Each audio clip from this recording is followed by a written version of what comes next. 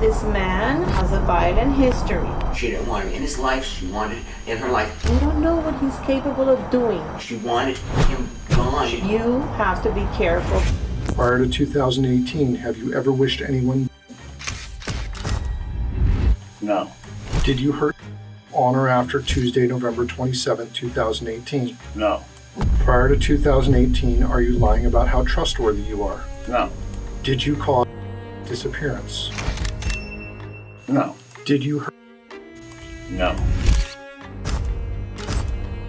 Is there something else you are afraid I will ask you a question about, even though I told you I would not? No.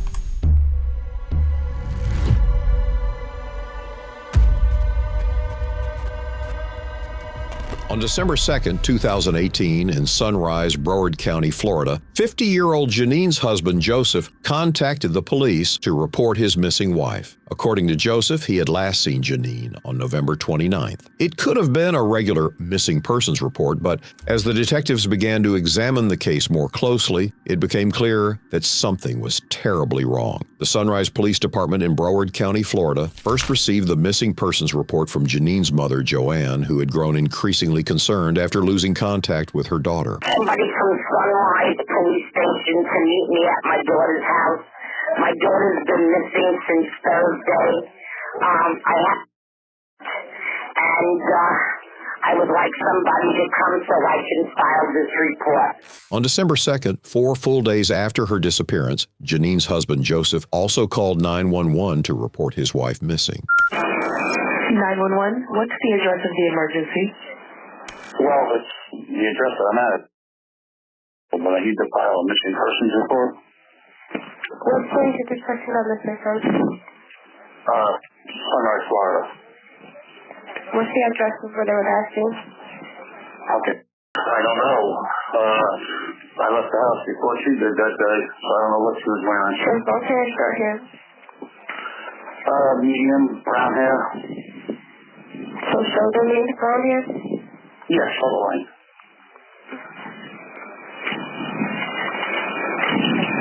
She doesn't have any tattoos. She's got piercings in her nose and her belly button.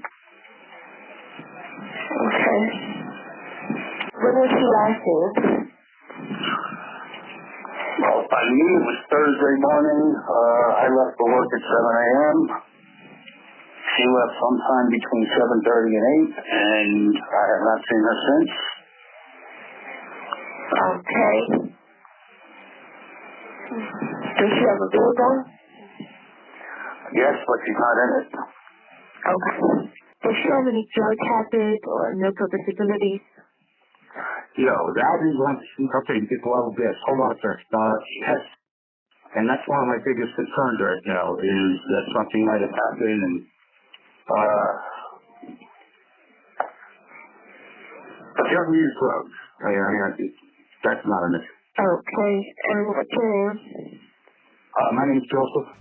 Joseph filing the report so late was an instant red flag. And when officers dug into his past, the delay became even more alarming. Jeneen was not Joseph's first wife. He had previously been married to a woman named Martha. And in 1997, when she told him she wanted a divorce, the situation quickly took a darker turn. Can you tell me your relationship with Joseph Traeger? I'm also a victim in a prior case that he was convicted for. Hey, when were you? Gosh,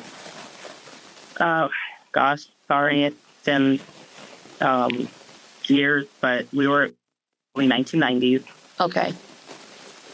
I want to say 1993. Okay. And how was your relationship while you're? It was from the get-go. It was off and on. It was not good. It was a volatile relationship. I realized that about 7 years after. It was throughout. Lasted about 6 to 7 years when I decided to leave for good. And why did you decide to leave? Well, at the very beginning of our, after we got, grandmother told me that he was battling a drug addiction. And when I wanted to believe at that time there was a lot of, guilt between my family and his family to ask me to not leave and try to help him stay. They thought I was good for his life at the time. And I stayed.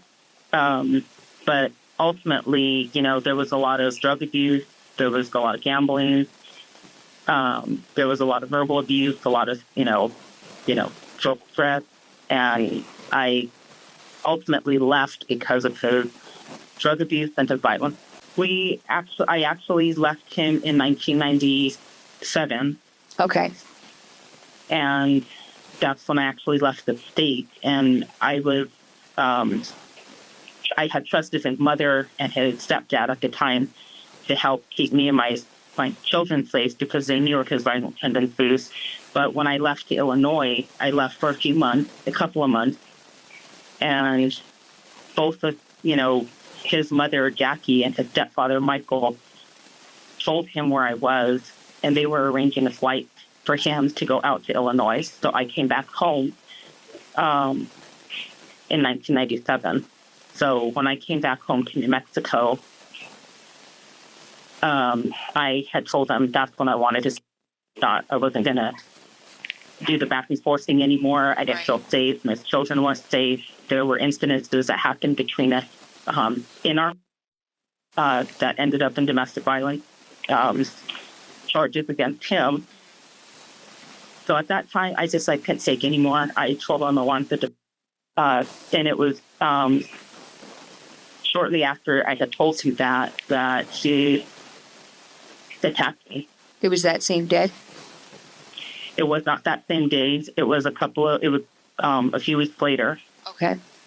And his biggest fear, he told me this at the very beginning of our marriage, and he's told me throughout our marriage, his biggest fear was me leaving him and him being alone. Right. And I knew that. And that, I guess, it took every piece of strength that I had to leave and just not look back. He would ask to see the kids, and I wouldn't let him see the kids alone. We would meet at a McDonald's or something.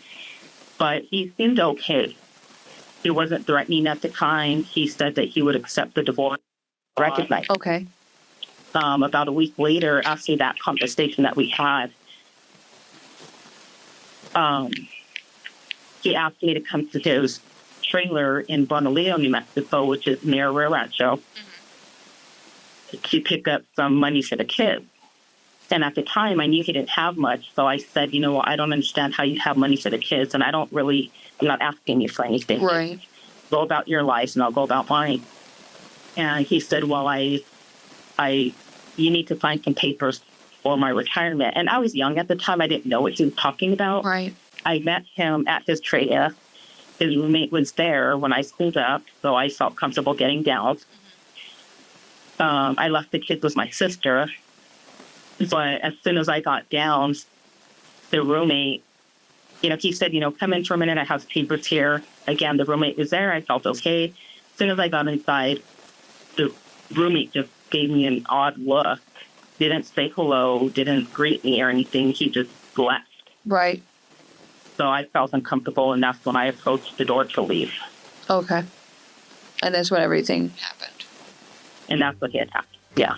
As Martha tried to leave, Joseph suddenly attacked her. He dragged her into the bedroom, forced her to undress, assaulted and strangled her, and then left her for dead. He was convicted of attempted murder and sentenced to 10 years in prison in New Mexico. Joseph's past could have been dismissed as coincidence, but Martha shared a detail that changed everything. Blamed as recognized in New York. He blamed as getting on drugs. When he made threats to me and he tried to take my life, he told me the same thing about how he told me he felt the same way about me that he felt about Anna. He recognized my life. You're not leaving her alive. I'm going to kill you. Then I'm going to find your body. I'm going to wrap you up in trash bags, and I'm going to dump you, and they'll never find you. Right. You're just like her. You're just like her. You're just like her. And I would say, who? And you recognize you both ruined my life. And one time, early on in our marriage, we drove to New York, and I want to say it was in around 1993 or 1994. We drove to Illinois first to see his mom and his stepdad. We dropped the kids off there for a couple of days, and we drove to New York from there. We stayed at his dad's house, his apartment in Queens. She drove me out to Staten Island, and he showed me to high school, and he talked a lot about Jeneen to Staten Island. But we came back home, to his dad's house, and he left me there that night, and he left. He never came back. He never stood back till like maybe late afternoon the next day. Right. His dad apologized to me profusely. We argued when he came back that next day, and I told him I just want to go home. I want to get the kids, and I want to go home. He started yelling at me and telling me, why do you have to be such, why do you treat me like she did? And I don't remember all of the exact words, but I do remember the feelings, and I remember what we argued about. But he pushed me to the ground, and his hand was across my chest, and he was holding me down by my shoulder while he was calling me out. And I don't know if he made, I can't remember. That's one instance that I remember, and that said to me that he never got over it. Pictures of Anne, and I was picture. The news recently posted 2 pictures of Anne. Recognized her because there was not a lot of makeup on, but the picture right next to it was the same picture with makeup on. I recognized her. You so I knew for sure. The picture. Anne. Recognized. Yeah, I recognized. And when she had the darker eyes makeup on, she was very familiar to me, and that's when I knew that's Anne. That is that he was talking about. Surprised that sadly he ended up marrying while he was incarcerated, because I always believed that he hated her. When he was convicted, I went to speak to Judge Brown, the judge who was over his case and, did the sentencing and everything. And, his JNS order specifically obviously said no contact with me, but no contact with the children as well. And throughout, so for the first few months of his incarceration, he tried constantly to call the kids, and, he would have other people call my phone number, and once I answered, he would get on the phone. I always hung up on him. I never spoke with him. But as time went on, about, I want to say maybe close to a year after he was sentenced, I started receiving death threats, death letters, and people following me back and forth. I received one letter where they knew what I did. One day I took the kids to McDonald's, I went to church. They knew everything that I did that day. So I was being watched. Right. He's a habitual violent person, and I don't, there's no doubt in my mind that if he went back and if he had any time to think about what he was going to do, he thought about it, and he did exactly what he thought he was going to do. Joseph and Jeneen were actually childhood sweethearts, and according to Martha's statements, he never truly got over her. The two eventually got married, but over time, their relationship began to fall apart. The officers found out that Jeneen had filed 2 domestic battery reports against Joseph in early 2018. In one case, he pushed her down a flight of stairs. In another, on November 3rd, officers found her with a head injury and blood on her face after she said Joseph had knocked her down. Under Florida law, police have the authority to make an arrest even without the victim's cooperation when visible injuries are present. However, Sunrise Police did not make an arrest that night. By October 2018, Jeneen had finally asked Joseph to leave. She had had enough, but now she had gone missing. Did she ever talk about Joe? She did mention, I know at least on 2 occasions, I've heard her where she did mention she was going to get a restraining order. Did she mention why? No. And she never went into any details as to any physical violence, and I didn't go ask that particular question, and I never saw any... I'm here to talk to you about your friend. How long have you known her? I've known her for approximately 16 years. Okay, and what would you classify her as? She a close friend of yours? Yes, quite close friend of mine. Okay. So you, as a close friend, I'm sure she talked to you. You guys talked about personal things going on in your lives, correct? Yes. Okay. Did she talk to you about her marriage to Joseph Traeger and what was going on in her life in relation to that? Yes. What did she tell you? She said she was confronting problems with Joey. What kind of problems was she having with Joey? The most recent problem was related to his addiction to drugs. Okay. Did she expand on that? Yes, she said he was on. Okay.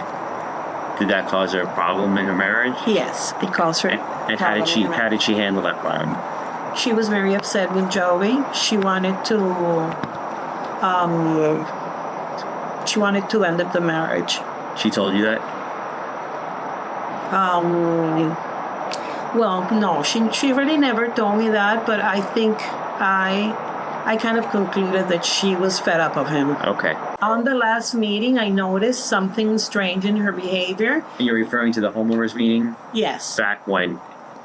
That was in November, the second Thursday of November. Okay. I did notice some kind of behavior in her, and I asked what's going on with her, and she said she has some kind of a cut, a wound, something in somewhere, I don't remember where, because she had like a problem with a fight with Joey, and he pushed her with his chest. That's what I understood at that moment. Who told you that? Yeah. Okay. That's her other friend here in the neighborhood? Yes. What do you know about Joseph Traeger, her husband? Did she talk about Joseph to you? Yes. What would she say about Joseph? Well, she explained to me that he was her high school sweetheart, that they had gone apart in life, each of them went separate ways, and somehow at a certain point when he got out of jail, he contacted her and they initiated a relationship and they got married. And I thought it was kind of awkward, but I respect everybody. As she told me that he had an episode of violence with his former wife because he was not paying alimony, and whatever happened there. She spoke about that? Yeah. Okay. Yeah. She explained that to me because I guess she wanted people like her close friends maybe not to be scared or apprehensive of him, Okay. She was being harsh on him lately, and I told her, you have to be careful. This man has a violent history. You have to be careful because we don't know what he's capable of doing. He already has done a lot of mistakes. You told her that? Yes. Okay, and when you say she was being harsh to him, how? Well, she took away the keys of the house. She had to wait for him to come in at 11 o'clock at night for her to open the door because he didn't have access. She stopped cooking for him. Okay. He's a good eater. He likes to eat. So she was pushing him out. She was not being nice to him. Okay. And I was worried because it's like, are you going to mess with a lion? I don't think she took me seriously because if not, she wouldn't have kicked him out of the house. You know what I am? Did she, I'm sorry, did she tell you she kicked him out of the house? No. How were you aware of that? Well, I learned this through that Sunday night. Okay. To confirm their suspicion and establish a timeline, investigators started piecing together Jeneen's movements. They looked at where she had been, who she had spoken to, and how her story lined up with the evidence. According to reports, Jeneen was last in contact with her family on November 28th. She was in good health with no known medical conditions that would explain a sudden or unplanned absence. Later statements also confirmed that she regularly attended the gym, but had been absent after November 27th. Would come to the studio about 5 to 6 times a week for class. Okay. Is that once a day, multiple times a day? Once a day for about 50 minutes. And about what time during the day would she come? 9:30 a.m. Okay. When was the last time she was actually at the gym? November 27th, 2018. And is that also noted with the sign-in that she has not signed in since that date? That is correct. So my understanding that you frequent a gym called Pure Bar, is that correct? Yes. Okay. And also was a member of Pure Bar. Yes, she was. You were telling me before we went on tape that No matter when you went to Pure Bar, always there. Is that a fair assessment of what you said? Yes. Would you say that there was ever a time that you showed up that wasn't there? No. It was very unusual not to see her. Okay. Was she social in there? Very social. Talk to everybody? Yes. So you knew she was there? You would always know. She made it a point to be kind, to say hello. She ever mentioned that she wasn't coming back? Never heard her say anything like that. She was actually very happy there. How just based on conversations with her, or was there something else that told you that? She would, at the end of the class, come up and tell the instructor, great class, or I enjoyed it. Friends and neighbors who knew Jeneen described her disappearance as completely out of character as well. She was social, warm, and always present in the neighborhood. Something was wrong. Everyone around her could feel it. My name is Yvette Guzman Cintron. Birthday is 11/17/1959. Yvette, I was in the neighborhood talking to some of the neighbors again about the case of, you live obviously 2 doors down from her. How long have you known her? We have known her for over 15 years, as long as we've been here. Okay. She lived here before us. So you've developed a friendship with her? Yes. What can you tell me about her? She was an animal lover. She was very friendly. She was very kind to everybody. Yeah, I forgot to board the Bodycam, but and she loved her husband. You could tell that she really loved him. She was convinced that this was a romance because they met, since they were high school sweethearts. And that's about it. She was devoted. She talked about going, cooking for him every day. She was okay. Very nice lady. One of the things I wanted to cover that you just mentioned was you said she was an animal lover. Yes. Tell me about that. She had, previously she had a dog, Buddy, that she has since he was a puppy. When he died, she grieved very, very, very badly. Then there were some cats in the area that were just running around, and the neighbor told her that they needed a home, and she actually adopted like 2 or 3 of them. She just loved these cats. She had their names. She told me about. They would sleep with her. Just a real animal lover. Okay. Yes. Is there any chance that she just pick up and walk away from the animals? No way. If she had to go like anywhere for a period of time, she would have somebody sit with her cats, with her pets. She would never leave them alone like that. Have you ever known Jeneen pick up and disappear for a couple of days? Never, absolutely not. Did you ever have any, besides seeing her face to face, did you ever have any telephone conversation with her or text conversations? Yes, we would text. We would text all the time. She was always like, "Oh, don't forget." She would make dates with us on our birthdays. We would always celebrate our birthdays together. How long would you say that you would go without seeing her or talking to her on average? A day? No more than a week. Okay. Yeah.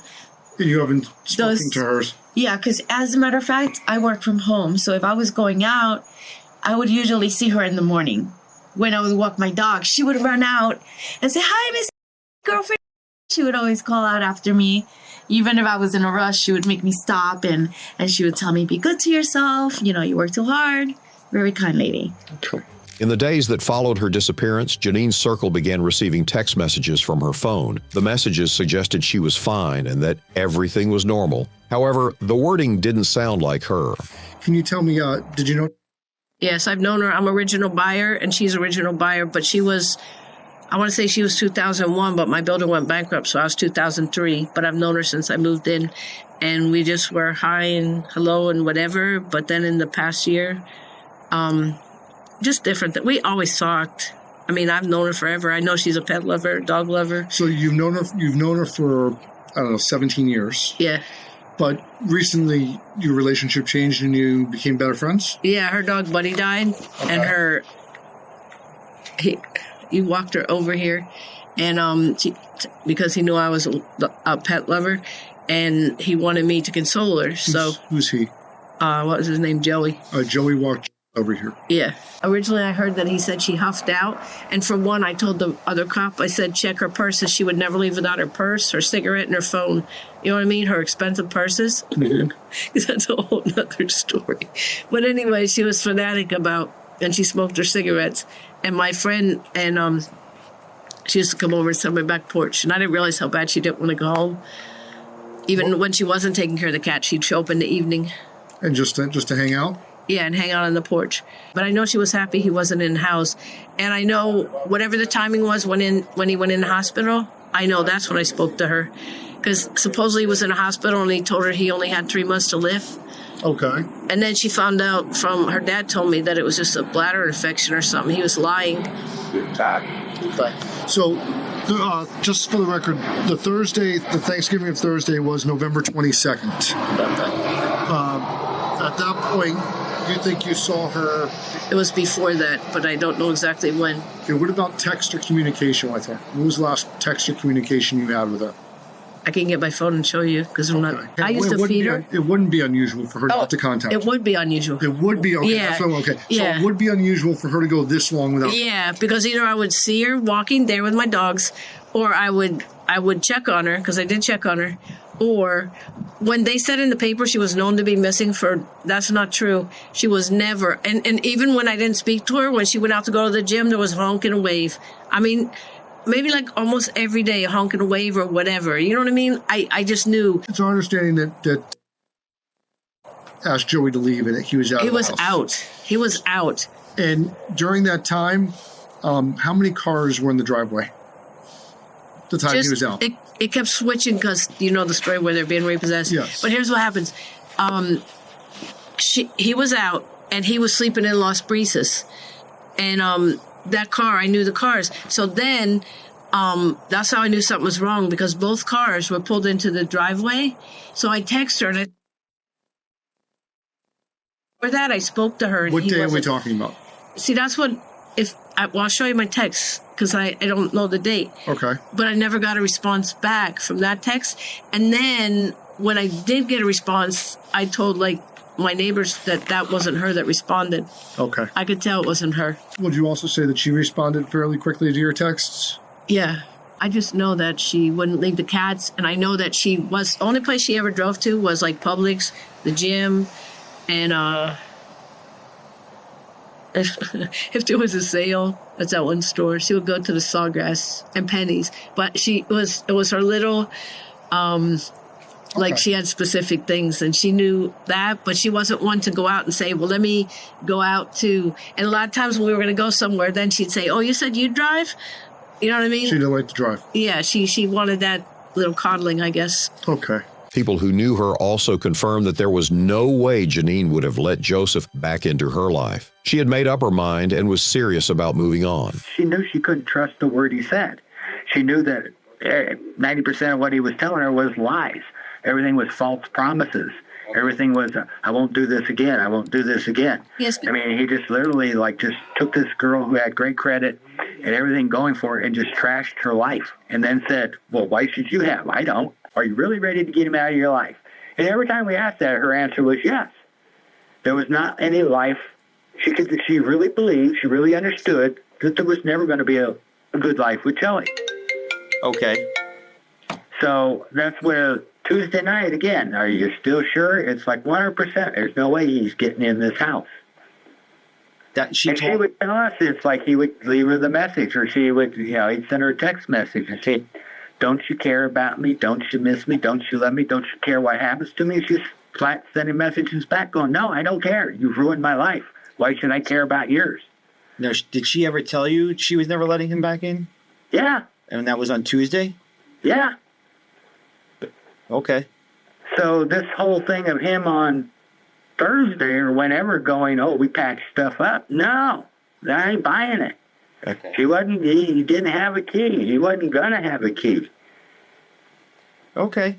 Well, she had actually gone to the point of even when she took the keys from him, she had gotten new locks installed just to make sure that he hadn't been able to go out and maybe have a key. Okay. Given Joseph's past behavior when a woman tried to leave and Jeneen suddenly disappearing, the pattern was impossible to ignore. On December 7th, Joseph's stepfather contacted the Sunrise Police Department, telling investigators he was certain that Joseph was responsible for whatever had happened to Jeneen. That same day, detectives brought Joseph in for a sworn tape statement. And how long have you been married? Since June 21st of 2008. And how long have you known? 40 years. How old are you, sir? 50. Okay. You've known him for a very long time. Yes. And you've been living here at 125 Riverwalk Circle how long? About 9 years. About 9 years? Yeah. Okay. Your mother-in-law, Right. she actually filed this information report regarding her daughter. Mm-hmm. And that was done on Sunday. That would have been the second report filed. Okay. Correct. You contacted the police first? 6 a.m. on Sunday morning. 6 a.m. on Sunday morning? Yeah. Okay. And did you file a report or what happened? No, the two officers came by. There was a male and a female. They basically just, in short, they looked around the house. They basically looked to see if anything looked unusual. Right. I told them what had gone. That I hadn't seen her since Thursday. Their response to me was basically, she's 50 years old. Women take off all the time. We are not going to actively search for her. Okay. He suggested that I call the hospitals, the morgue, things like that, see if, Okay.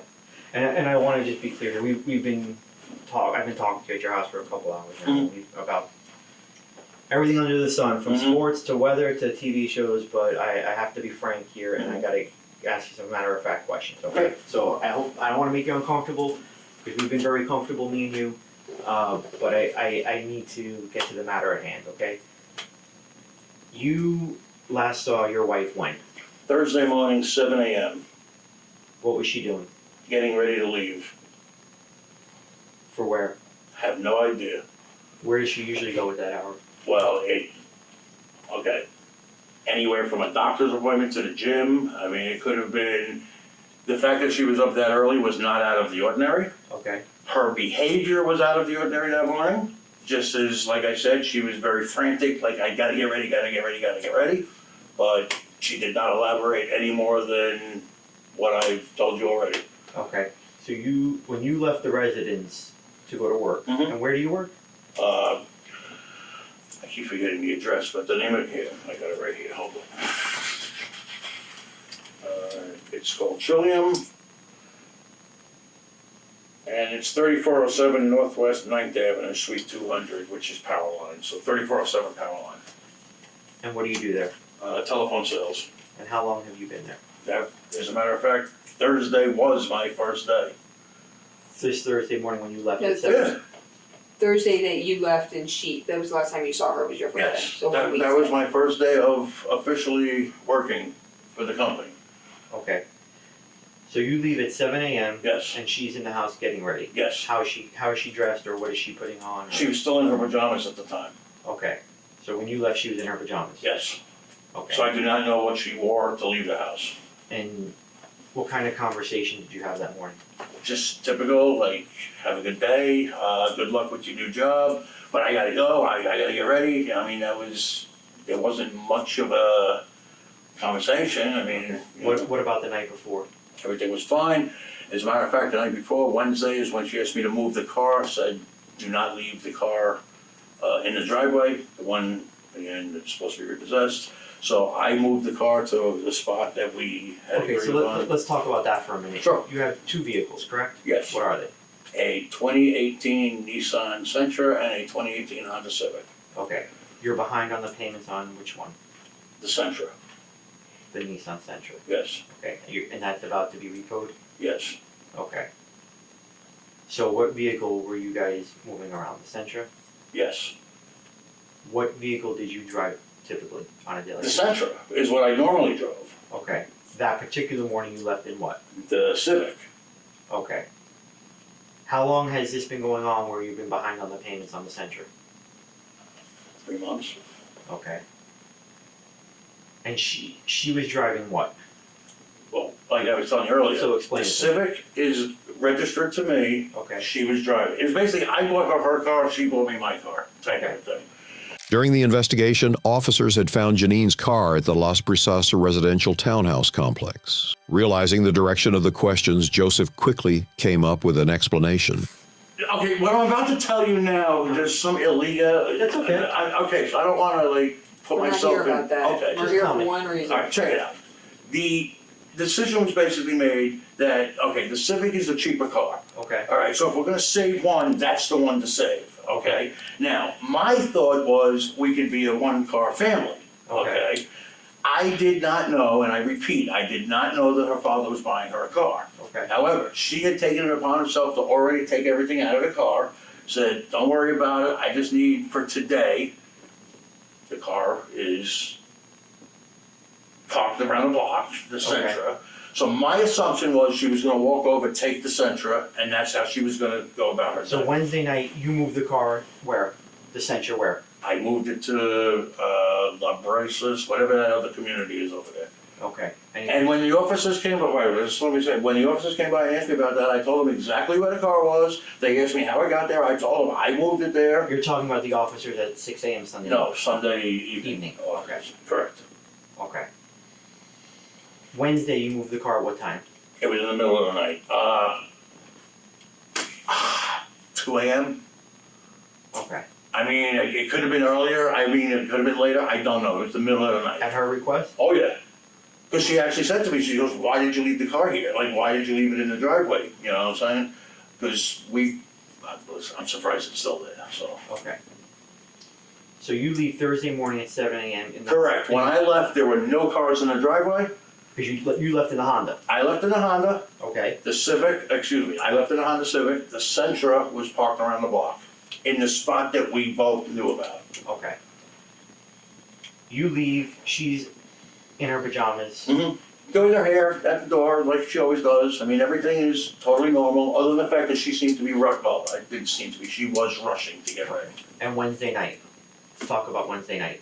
Wednesday night, everything was fine. She was out with a friend. I don't know who the friend was. She actually told me she wasn't even going to be home. She was going to spend the night over there, but she actually came home in the middle of the night. What time did she come home? I don't know. That's when she woke me up and said, why is the car in the driveway? I moved it. Okay. You're saying approximately 2 a.m.? I could have been earlier, could have been later. I don't know. I mean, I walked. All right. Hopefully there's a camera that'll identify what time it was. I was wearing, I'll tell you exactly, because Wednesday night was actually a cold night. I had put on my sweatsuit, black pants, white stripe, same top, black, white stripe. I drove the car directly to the spot and I walked back. Okay. So. Wednesday night? Yeah, it's Wednesday night. At her request. She asked, why is the car in the driveway? So. And you weren't expecting her home that night? Earlier in the day, she told me she was going to spend, she was drinking. Now, she came home, that was fine, you know what I mean? So. Let's get into your relationship with her. You're recently back in that residence, is that Very recently. When did you move out and when did you move back in? Okay, I never technically moved out. Okay. But I was not staying at the house. Now, I would say a month.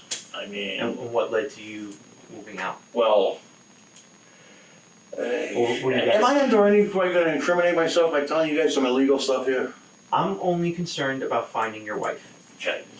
I have a drug problem. Okay. Okay, so basically on August 21st of 2017, so we're going back a year, it all came crashing down around me. I had to admit to her family and everybody that I had an addiction.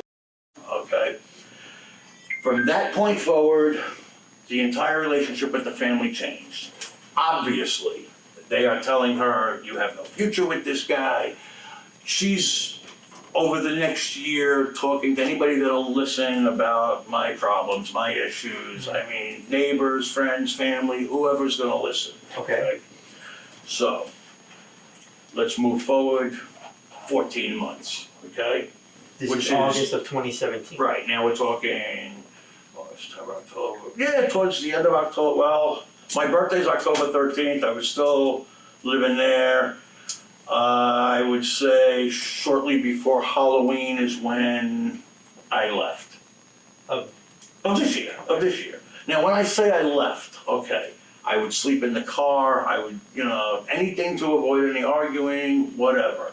One of the officers that was there tonight even said he saw me sleeping in the parking lot. Did she ask you to leave? Well, yeah. Okay, I just No, yeah. This was her request in October. Yeah. But not, okay, look, you gotta straighten yourself out before anything. You gotta be paying your fair share before anything. I mean, that was what it was. Now, look, I got us $60,000 in debt. Okay, over, car payments are behind. Mm-hmm. You know what I'm saying? Credit card bills didn't get paid. I mean, I totally screwed up. Okay. However, if she was going to throw me out last year, would have made a lot more sense. Okay. Anyway, over the next year, I seriously reduced my drug usage. I mean, I've been doing everything I can. I went into a rehab short term. Long story short, we come up to the day before Thanksgiving of this year. Okay. I overdosed. I ended up in Holy Cross Hospital. Okay. When I left Holy Cross, they took me to Henderson Behavioral. I spent the night there. Then they put me over at the Respite, which is up in Pompano. This is the day before Thanksgiving. The day before Thanksgiving when I OD'd. Okay, and in October, she has this conversation with you, basically telling you need to clean up or you're not staying with me. Is that correct? Well, Am that's close. That's very. Make it. I don't want to be close. I want to be 100% accurate. What happened? If you're not going to pay, you're not going to stay. Okay. No money, no stay. Basically, cash is king. If you're not, like that was basically her exact words to me was, if you could find money for, you could find money to pay me. Okay. Type of so. You said you quasi moved out. You were living in your car. Were you back and forth some nights? Or? Oh, of course. I would come back to change clothes. I would come back to take showers. I would come back to. I mean, she was still doing my laundry and everything. Okay. And every time I showed up, it was like, "You got money?" And if I had money, I could stay. If I didn't have money, I couldn't stay. That type of thing. Now, as bad as I know this sounds and looks, there was never any true fighting, arguing. The last thing I ever wanted to do was ever disappoint or hurt her. Emotionally, physically, in any way, shape, or form. Okay. Now, there was an incident where she called the cops. I wasn't even there. She was just drunk. Okay. Her drinking Now, has there was gotten... actually 2 incidents where the cops were called over the past One I was months. there. Okay. The other one I wasn't. Okay. On the one I was there, this was long before any type of moving out situation. But yes, they called the cops. I was actually in bed sleeping. Okay. The officers came in, they called my name, I heard them, I went, what the hell? I got up, you saw the way the house is. I came out of the room, they were standing there with their guns drawn, I'm like, oh, chill out, what's going on? Anyway, they came, they looked around, they were like, they asked me, they called me aside, they said, what the hell is going on here? I said, look, she's drunk. I mean, you see. What month was that? I don't even remember when the hell that was. You guys have to report, whatever night it was. The point is, I voluntarily left for the night. Okay. So there wouldn't be any arguing, so there wouldn't be any misunderstandings, or nothing. The next day, she didn't even remember the incident. That's how drunk she was. Okay. So anyway. But there was water under the bridge. Another incident where she called. Well, I wasn't there for that one. Okay. Now that one, even, I mean, I don't know what was said or anything, but I wasn't, because I wasn't there, but somebody had mentioned to me, I don't know if it was the evening guys or the morning guys, that they had come out and they were like, she was drunk off her. Okay. So, but there's been no physical altercations between us whatsoever, ever. Okay. So, I mean, if that's where you're going with this, I just Well, want I'm to just telling you about the reports. No, I understand. And those reports should both say the same thing, that there was no physical, no nothing. I mean, I left voluntarily the first time, second time I wasn't even there. Okay. And the second time was recent. Right. Joseph was quick to paint a picture of a struggling but normal marriage. He also denied any physical involvement and placed the blame entirely on his wife's drinking problem. But his prior criminal record and what investigators already knew about Joseph's ex-wife, Martha, told a very different story. She will sit there and say, you're nothing but a junkie, you ruined my life for 10 years, and I can't believe this is the biggest mistake I ever made, blah, blah, blah, blah, blah. Then, of course, the next day it's all, I'm so sorry, I don't know, okay, well, I don't know why, but it was a constant thing. So how often is she drunk? 5 days a week. I mean, she drinks a lot. I mean, she drinks often. It's not that she drinks a lot because she can't And handle when a does lot. she usually drink? When? What time of day? Oh, at night when she comes home. Okay. If she drinks, she's going to start at 6:30, 7 o'clock. Does she work? No, Okay. doesn't work at all. How does she have income? She has a check that comes in. For what? Okay. So she, Do you have any kids in common? not with her, no. Okay. No children with her. So just the two of you live in the residence? Yeah. You returned home on Wednesday, November 28th. Yes. What time did you get to the house? Early, 8:30, 9 o'clock. And was she home? Yeah. Did she invite you before you showed up? No, well, I had texted her first. I told her, that's right, dude. Now, okay.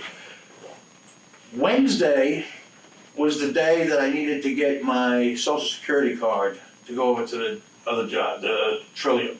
Okay. So I had texted her, said that I needed that. When I got there, I wasn't expecting her to let me come in or come home, you know what I'm saying, like come back into the house. So you went there for what reason? To get my social security card. Okay. And what time? When I got there, we were sitting outside. Which was what time? 8:30 a.m. Yeah, like 8:30, quarter to 9. I don't know, somewhere in that area. It was early. It was anyway. Now that I remember, okay, I came to get the social security card. We were talking outside, smoking a cigarette. I basically told her everything that I just went through, and that's when she said she didn't know about that. No, she knew nothing. Okay. She knew nothing. And then I came clean. I told her about it, and then she was like, "Joey, I want you to come home, but you can't. You've got to promise me that you're not gonna, use drugs." And that was it. What'd you tell her? You give me a chance, I promise I'll stay away from that. Okay. What happened the rest of the day? We went about our business. She told me she had plans with a friend that night. She went out, came home late, 2 o'clock in the morning, whatever time it was that I moved the car. Okay. Thursday morning. Thursday morning, we get up. Thursday, November 29th. We get up. Uh-huh. I get up regular time. She always gets up 6 o'clock with me. I got ready. It takes me 2 minutes to get ready. I mean, I had a cup of coffee. But like I said, she was frantically getting ready. So like, I gotta get ready, I gotta go. You know what I'm saying? And at this point, I still had not. She never said where she was going? She never said anything, and she never told me that her father bought her a car. When she handed me the keys to the Sentra, I was shocked. Totally shocked. Because that was the last thing that I would have expected. Why is that? Because it was her car. I mean, she loves that car. Okay. I never, of anything, I mean, that was like, wow. And at the time, like I said, I still didn't know about it. Now, it all made sense to me Thursday afternoon when I spoke to her father. Then it all made sense. It was like, oh, well, no wonder she gave me the car because she's getting another car. Like, then it, but I didn't know about it beforehand. But that morning you left in the...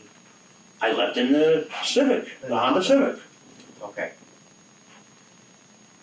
You then returned home, you went to work, that was your first day of work, you said? Yes. You returned home at what time? 6:30, I mean, I don't remember the exact time. Okay, and when you returned home from work at 6:30, what happened? I basically walked in, I put a debit card, $500 on the counter, and I hadn't seen her. I mean, I waited the next morning, she never came on So Thursday let night. me talk about that for a minute. Well, You don't have a credit or debit card, do you, in your name? of course I do. I'm asking, okay. Yeah. And that's for what bank? Bank of America. Okay, that's your credit card. No, it's a debit card, my debit card. Your debit card? Yeah, Okay. So why did you have her debit card that day? because I had no money at the time. No money in your account? I was negative at the time. Okay. She gave you her debit card in her name to use Yes. for that day?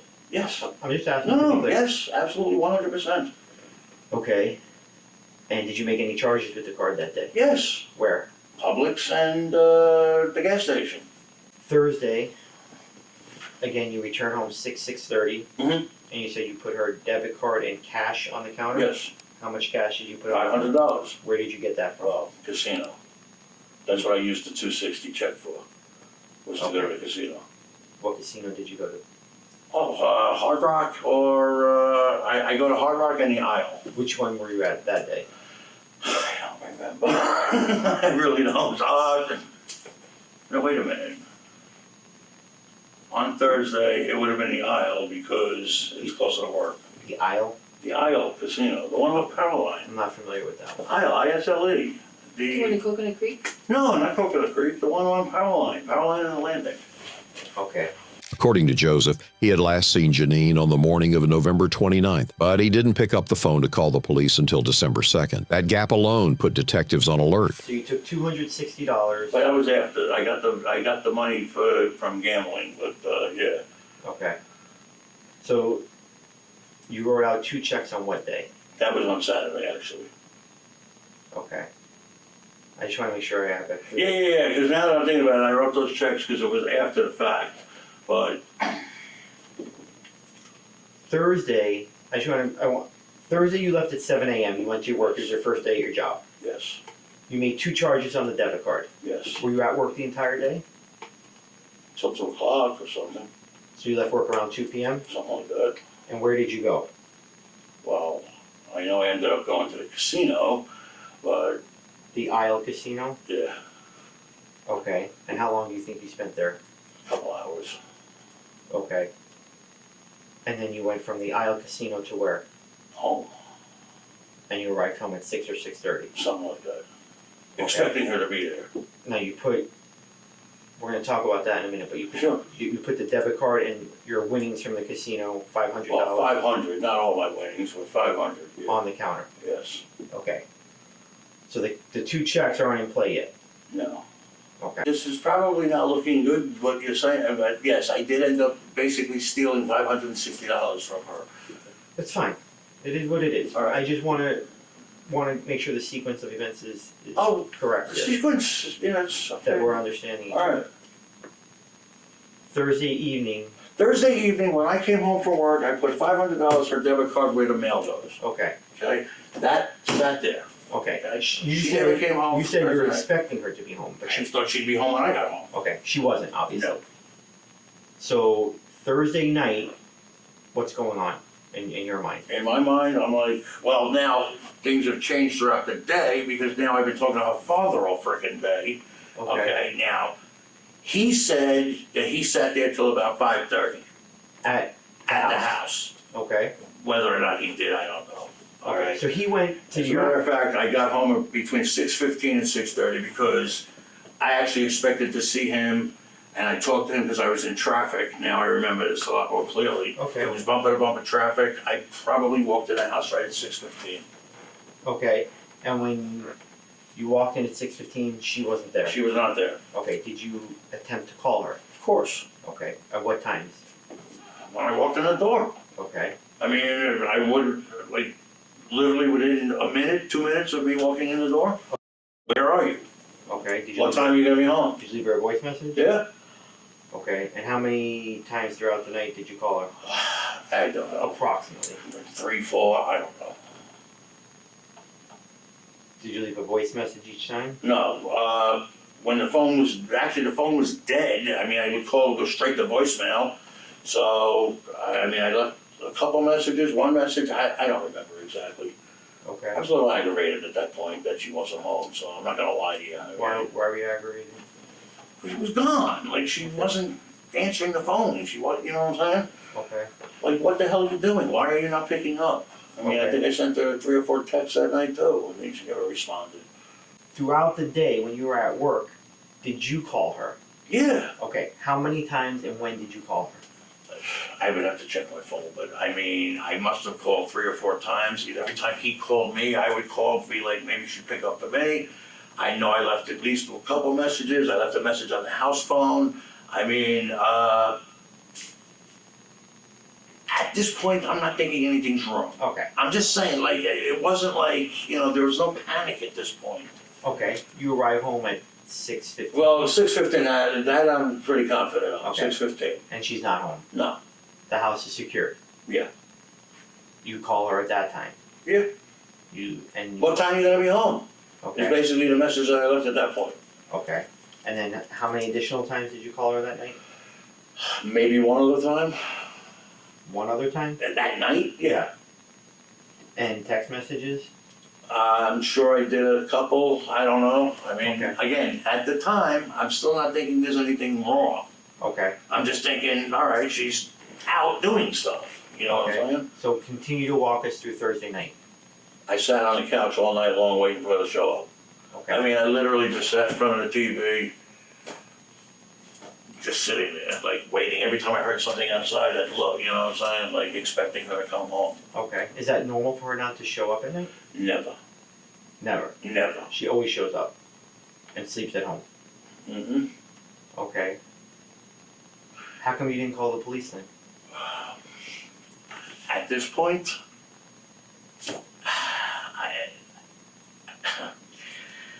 I'm literally thinking that there's nothing wrong. Okay. Now, on Friday, I am extremely concerned. He relays to me. Your father. Father. Okay. He relays to me that everything's fine. When is that? On Friday. What time? I don't remember what time. It was early morning, mid-afternoon. I mean, it was, he basically said, I told you who said everything's okay. He called you? Who? Either I called him or he called me. I think I called him, actually. Okay, this is either... I was the one that wanted to start all of this investigating and calling and finding out, you know, and everybody's like, oh, no, it's no big deal. Like I said when we first sat down, sir, we developed a nice relationship. I spoke with you for a few hours at your house. But I've got to ask you some matter-of-fact questions. Ask me, please. That's my job. I understand that, and I'm not hiding anything. You understand I'm here to help you find your wife. I am not hiding anything. And I appreciate your cooperation. I genuinely do. I don't know. But Thursday night, when your wife didn't come home, you told me that's not normal. It is not. I have to ask you why you didn't call the police at that time. Literally, I'm not the cop calling type. I mean, I just, does it sound stupid? Probably, but I expected that she'd be home. I really did. I expected everything would be fine. I knew she wasn't driving, so I figured she's with a friend, she's okay, everything's all right. Now, Friday. Understand, wait a minute. Because I really want to answer your question. Sure. Now,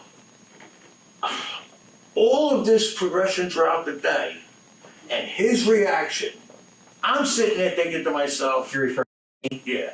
I'm sitting there thinking to myself, man, I wouldn't want to deal with this either. Like, I kind of understood why she was avoiding everybody. Like I told you at the house, you know, she's wound up so tight and so nervous because of him. I know that it's my fault that she's gone because she can't deal with him. She can't deal with giving Joey a chance. I already know this is what's going through her mind. There's no doubt in my mind. When you say it's your fault, what do you mean? Well, my fault because I'm there. She can't. She's afraid to have that confrontation with her family. Okay. You understand what I'm saying? Like, for as long as it's been going on, whether it's from August 21st of 2017 or 2 weeks ago, whatever it is, she's been telling everybody that Joey's on her. You know, he f***ed up his life, you know, these 10 years have been nothing but going downhill, blah, blah, blah, blah, blah.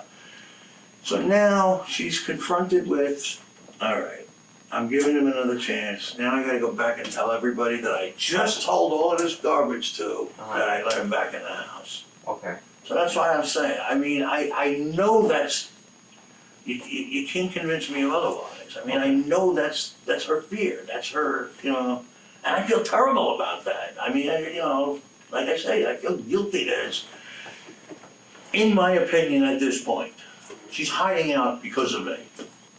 Because she doesn't want to face her father? Because she doesn't want to face anybody. She doesn't want to face her mother, her father, her friends, everybody that she's been telling all this crap to.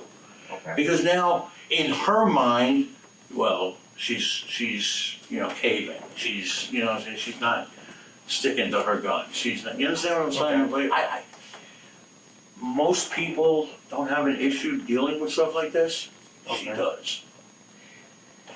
So Thursday night, Let's get back to Thursday night. You're concerned, but you didn't know. You didn't call. I didn't call the cops. Friday morning, you wake up 6 a.m. She's still not home. Still not home. And you went to work. I went to work. Okay. Were you still concerned at that point? Of course I'm concerned. Okay. So my wife is not home. I mean, I'm thinking. Did you try calling her Friday morning? I tried calling her a number of times. The phone kept going to voicemail. On Friday? Yeah.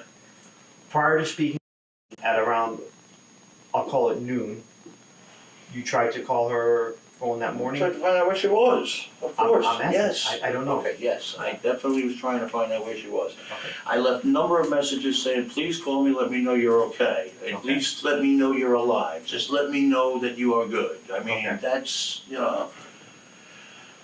So at one point, I left a message that said, and this one is on the house phone, I know that because I was hoping she was there. I said, babe, if you're there, please pick up the phone. I need to, your father does not want to take you. He wants me to take you to pick up the car, so please call me and I will leave work and I will take you. Okay. I mean, something along those lines. I don't know if it was word for word, but that was, you know. So, to answer my question, sorry. That's okay. You didn't call because you just. I didn't call the police, you're asking? Yeah, on Thursday night or Friday morning. On Thursday night or Friday morning, I did not. Maybe that was a foolish thing. Maybe I should have at that point. Wait, what? That conversation that he's telling you. Well, now again, this is after the fact. Okay. I didn't know he never came home. Okay. So he talks to me, and she says everything is fine. Mm-hmm. It's because she doesn't know missing yet. Okay.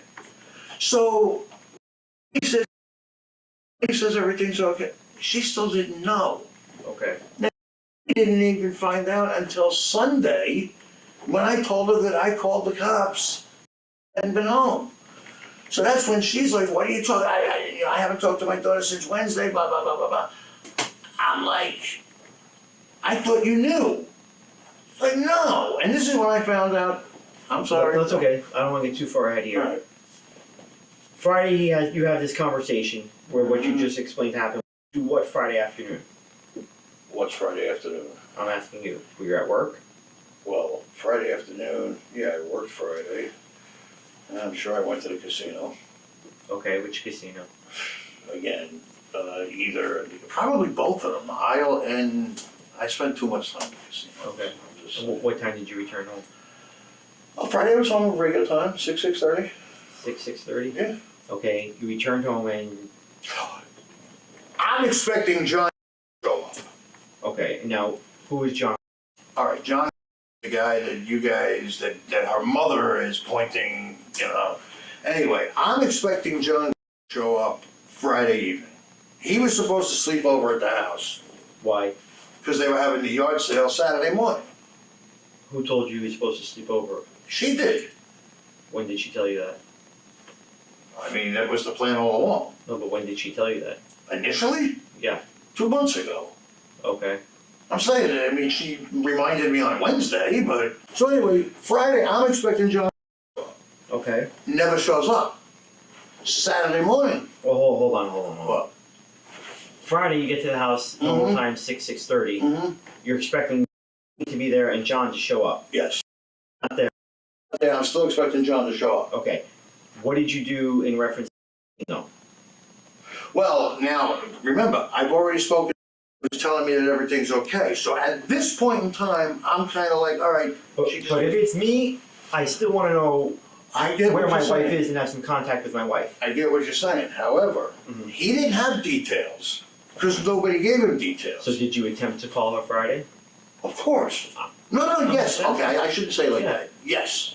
Okay. I basically, the only thing I was like, the message I left was, when are you going to be home? When can I expect you home? What time are you going to be? How many messages do you think? By this point, I only left one. Okay. I mean. And would you know what time that was? I have no idea. Okay. Probably 6:30, 7 o'clock. So all I'm thinking at this point is, all right, she needs a couple days to cool her jets, to straighten, whatever. You know what I'm saying? All right, you want a couple days? Obviously, you're not answering the phone for me. You don't want to talk to me. You don't want to talk to your father. Okay, I'll chill. John's supposed to show up. Never shows up Friday Did you ever talk to John? Well, later on. I'm talking about Friday. No. Okay, you're just expecting him to show up. Yes. Because they're both doing the garage sale together. Yes. Saturday morning. Correct. Okay. Now I'm expecting John to show up. Okay. Never shows up. Did you call him? No, I didn't have his number at the time. At Saturday, knowing that they were having this sale, knowing that this was the plan, knowing that the ads were placed, knowing all of this, now I'm in a panic. What time is this? What time do you wake up on Saturday? I never went to sleep. I was up all night. Okay. So what time do you begin to panic? Saturday morning, I'm sitting there saying to myself, something's wrong. This ain't right. There's definitely, but once again, John never called. Okay. They must be together. That's what's going on. They gotta be. Why would he not show up? She's not here, he's not here, he never called? Doesn't make sense. Okay. They must be together. Now, I'm sitting there saying to myself, she's in good hands. John's not gonna hurt her, all right? And John might be keeping her safe and keeping her away and, making sure that her father doesn't get in touch with her, making sure that I don't get in touch with her. He's a shoulder to cry on, all of that. Okay. Not one instance, not one thought would ever cross my mind that John would hurt her. Okay. So I'm thinking, all right, she's in good hands. Okay. They must be together. Now, everything in my head is starting to make sense. Somebody picked her up before her father got there. Who would pick her up? Man, John would drive to China to go pick her up. Okay. You know what I'm saying? He would do anything for her. So if you weren't concerned about John hurting her, why were you panicked? You just said you were panicked Saturday morning. The fact that she wasn't home. Yes, I'm concerned, I'm panicked. But now, like I said, now I'm starting to put everything together. Okay, so I'm thinking they must be together. I never said that John would hurt her. I don't think he would hurt her. Okay. My initial reaction, she doesn't come home. Of course I'm starting to panic. Sunday morning, I just said, so, I got to call. I got to make the call. I'm going to sit here and tell it to you like as straight up as I can. I've been the worst husband. I've been the worst husband on the planet. She's told everybody in the world that I'm the worst husband on the planet, but she still loves me. Okay. When they don't show up Saturday morning, 4 or 5 in the morning, you said you were starting to panic. Well, I'm becoming a lot more concerned. Okay. And what did you do Saturday morning? Did you call the police? No, I waited till Sunday. Why?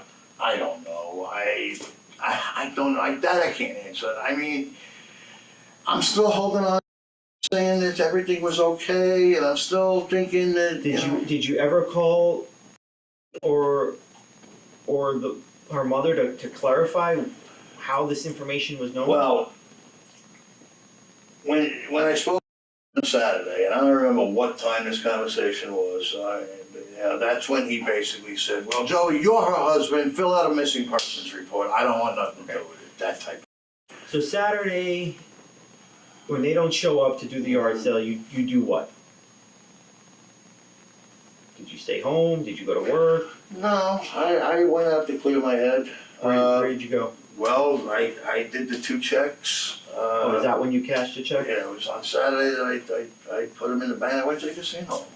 According to the investigation, Joseph didn't just cash checks. He forged Jeneen's signature on them. He also pawned a family heirloom, a piece of jewelry that had belonged to her. All right, the first one I did into my checking account in Weston, Bank of America, corner of Weston Road, Indian Trace. Bank of America? Yeah, they're both Bank of America. It's this account right here.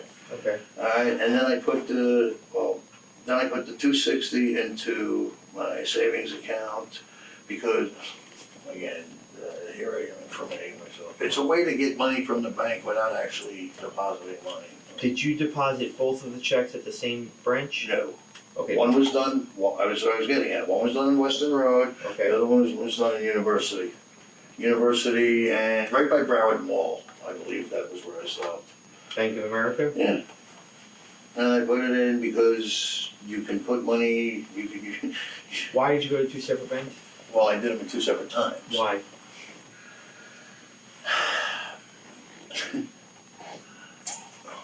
Just tell me. I'm a piece of you're gonna say. Well, all right. Because your bank will only give you $300 at a time if you cash a check. Okay. So after I did the initial 300, I was like, I can't get any more money out of the account anyway. And then I said, oh, wait a minute. Maybe if I use my savings account, I will be able to. And that's basically what I did. So I took the 260, I put it into my savings account. I was able to pull it out and go to the casino. On multiple occasions, something has been different in your house? when you come Absolutely, home? 100%. Somebody has been in and out of that house. I do not know if it was, I do not know if it was her father, I do not know if it was her mother, but I'm willing to say that it's been somebody other than those three people. And when I say other, I include in that because there is no way in the world is gonna let some dog on that carpet and not clean it up. There is no way. And they called me later in the day. And that's how the Do conversation. you remember what time he called you? It's gonna be 4 o'clock, 3:30, 4 o'clock. In the afternoon? Yeah. And what did she tell you? Well, initially she asked me, Joe, can you give her a message? I said, what do you mean give her a message? I haven't seen her since Thursday. I don't know what she said to them. What they said to me made no sense. What did they say? Well, they said to me that he called thinking that Ed was in the house. The officers are telling you this. Well, that's what, that's what, again, I don't know if they're telling me the truth. I just want to be clear. One of the officers told me that she called because she was worried.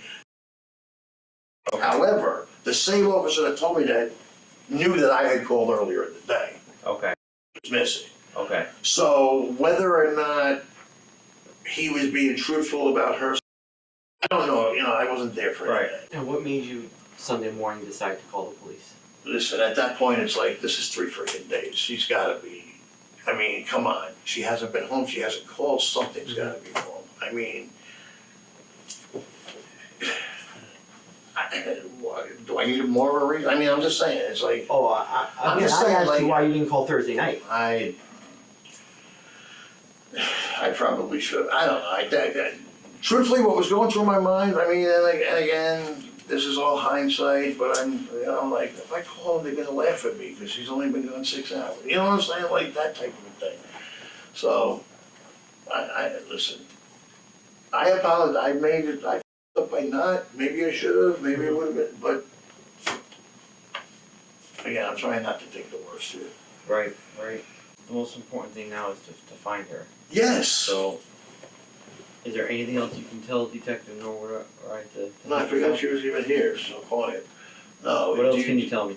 What do you want me to tell you? I mean, I've told you everything that I could think of. I mean, just run through my mind about where she could be, yeah. But I'm not gonna sit there like her mother does and send you on these wild goose chases. I mean, it's, do I have any concrete facts, proof of anything? Absolutely not.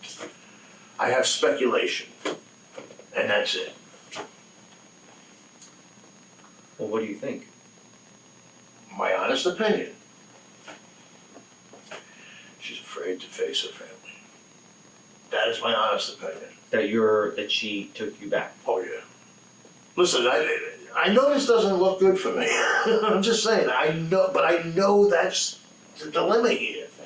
I know that. But afraid to face her family, why wouldn't she reach out to you? You don't understand. You just don't. Listen, I can't wait till you find her and have a conversation with her for 15 minutes. You'll understand. I'm just saying. I'm just saying. You're saying right. You're saying she's afraid to face her family, but why not reach out to you? I mean, she hasn't reached out to you to tell you, hey, this is where I'm at. This is what's going on.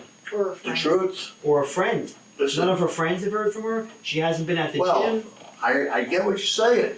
I mean, I'm just giving you my opinion. No, it's fine. I think that's the reason. Now, is there a possibility that she's also having regrets about letting me in? Could be. I don't. I was more shocked over anything when she handed me the keys to the black car to the Civic. Okay. You're talking about Wednesday, the 28th. Never thought that was going to happen. Okay. I mean, when I got there and the stuff was already out of the car. And why did you go to the house again? Well, initially to pick up my Social Security card. Okay. But then we talked. I told her everything that had been to her. She said, Your Joey, I want you episode to, yeah. She goes, Joey, I want you to come home. Joey, I want you to stay. Listen, here's the other. Did you ask to come home? Well, I've always asked. I mean, on that particular piece. Yeah, well, I said, can I come with? She goes, Joey, I want you to stay. Yeah. But here's the other thing. Here's the neither one, again, yeah. Individually, neither one of us can make it on our own. Okay. but we're okay together. You know what I'm saying? Mm-hmm. So there's, look, I don't want this to come out sounding the wrong way, you know, but there's a benefit for us to stay together. She knows that as well as I do. People stay together for worse stuff too. You know what I'm saying?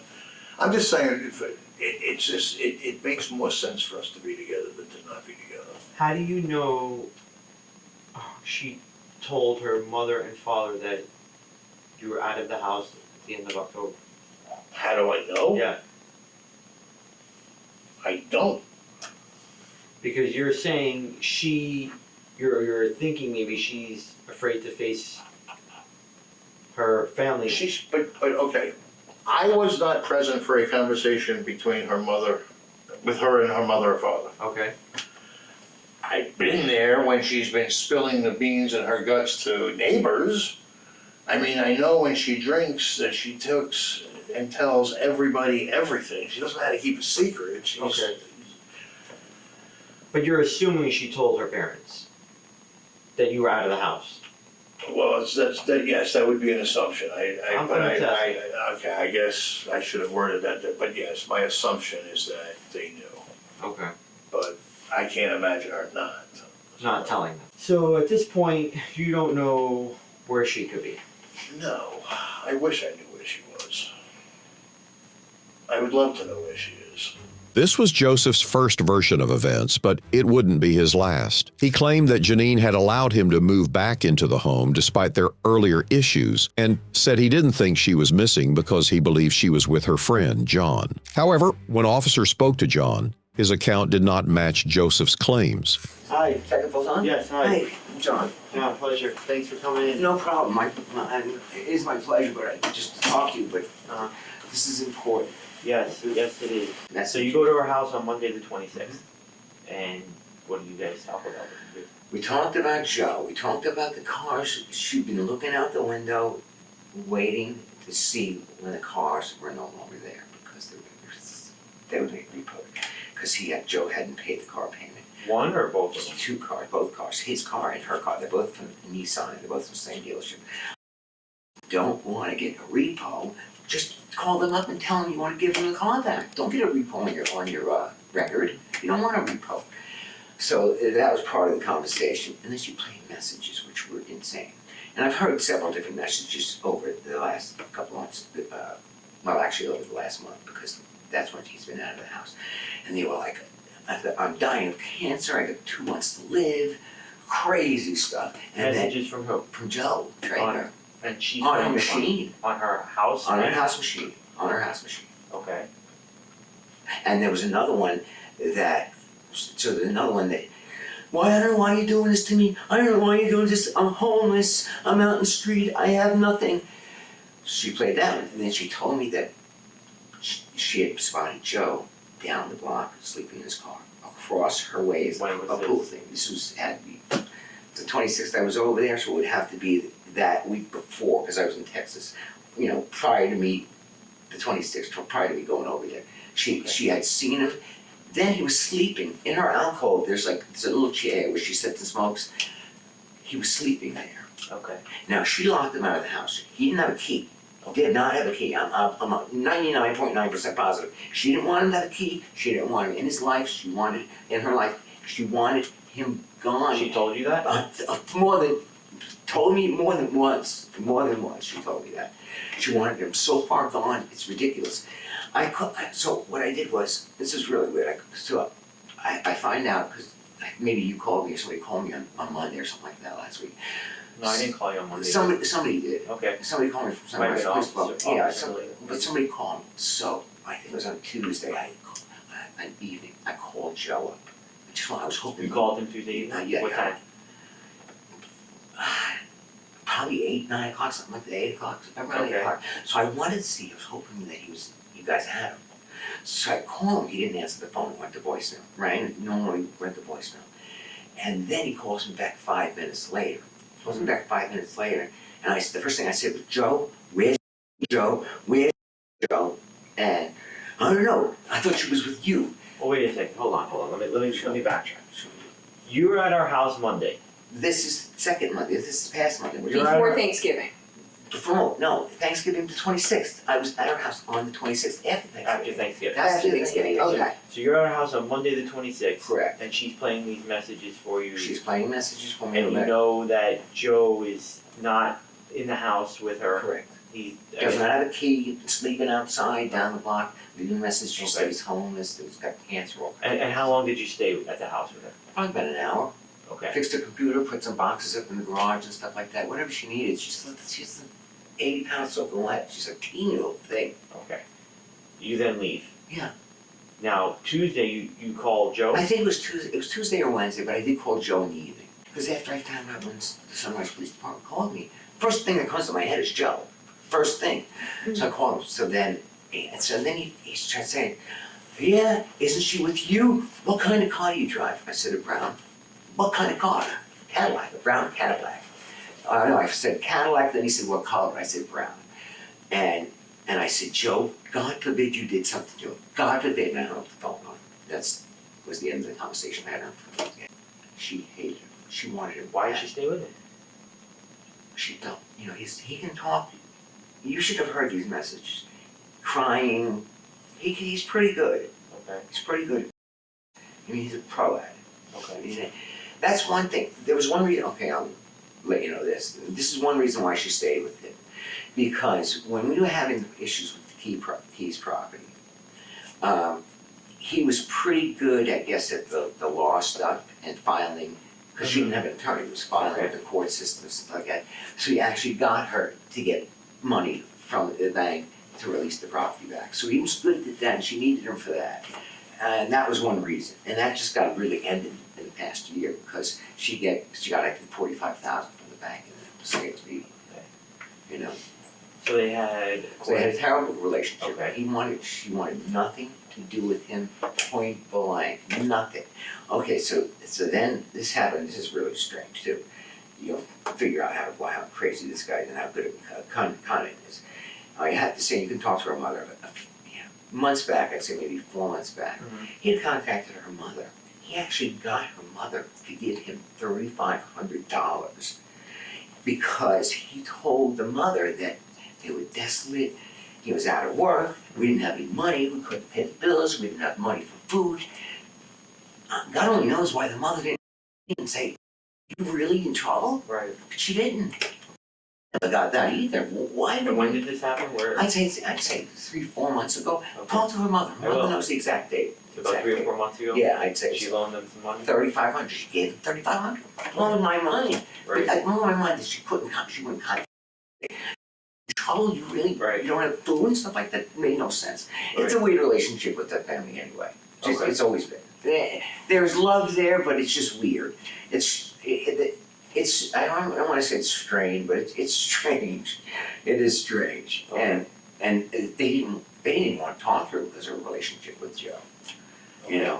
That was an issue too. They hate him. Everybody. So let's go back to Tuesday, this past Tuesday. You call him up. I call him up. Because why? You found you haven't spoken to him, or what? I hadn't spoken. The officer police called me. Right. That's why. Did you speak with an officer? Yeah. Okay, was it Officer Million? What did the officer tell you? Call me in the morning. He said, "Do you?" I said, "Yeah, she's my friend. She's been missing." I said, "Missing for how long?" He said, 2 or 3 days, something like that. It was a very brief conversation. Okay. He probably said this, I'm 1,000% positive. If there's something happened to her, it's him. It's him. I said that, I know I did. So I called him up just to see if I thought, hopefully you guys have him. So I wanted to see if he picks up the phone now. He didn't answer the phone. Called him back 5 minutes later.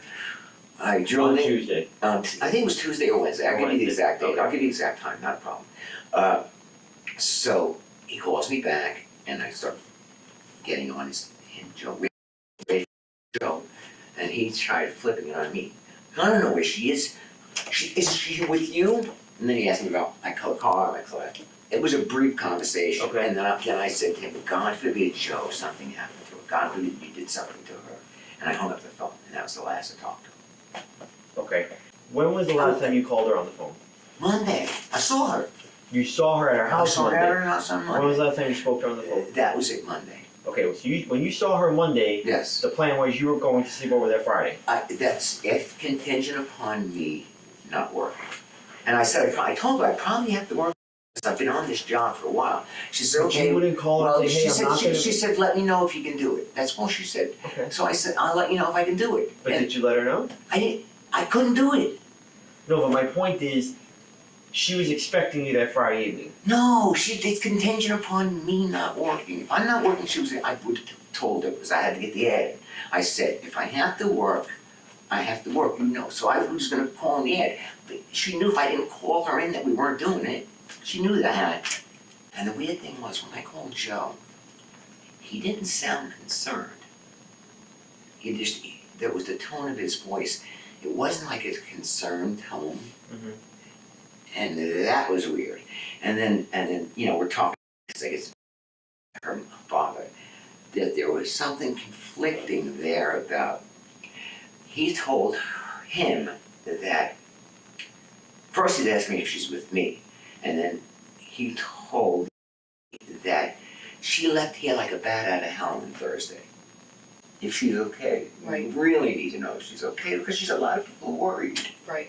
A lot of people are really worried about her. Do you think she allowed him back in the house?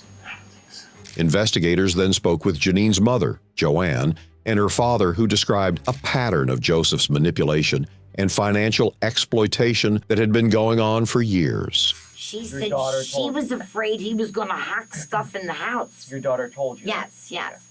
She was afraid he was going to sell things in the house. He didn't have the key to get in. You know, she would let him in. Then last week she said he called her from the hospital. They think he has cancer. Then they released him to a shelter. And then he was homeless. In the midst of everything, she said, Ma, I'm losing, they're coming for my car. Mm-hmm. So you better find out. I said, I don't know when you lease. If you can't pay it, you might have to pay off the whole lease. I don't know. Right.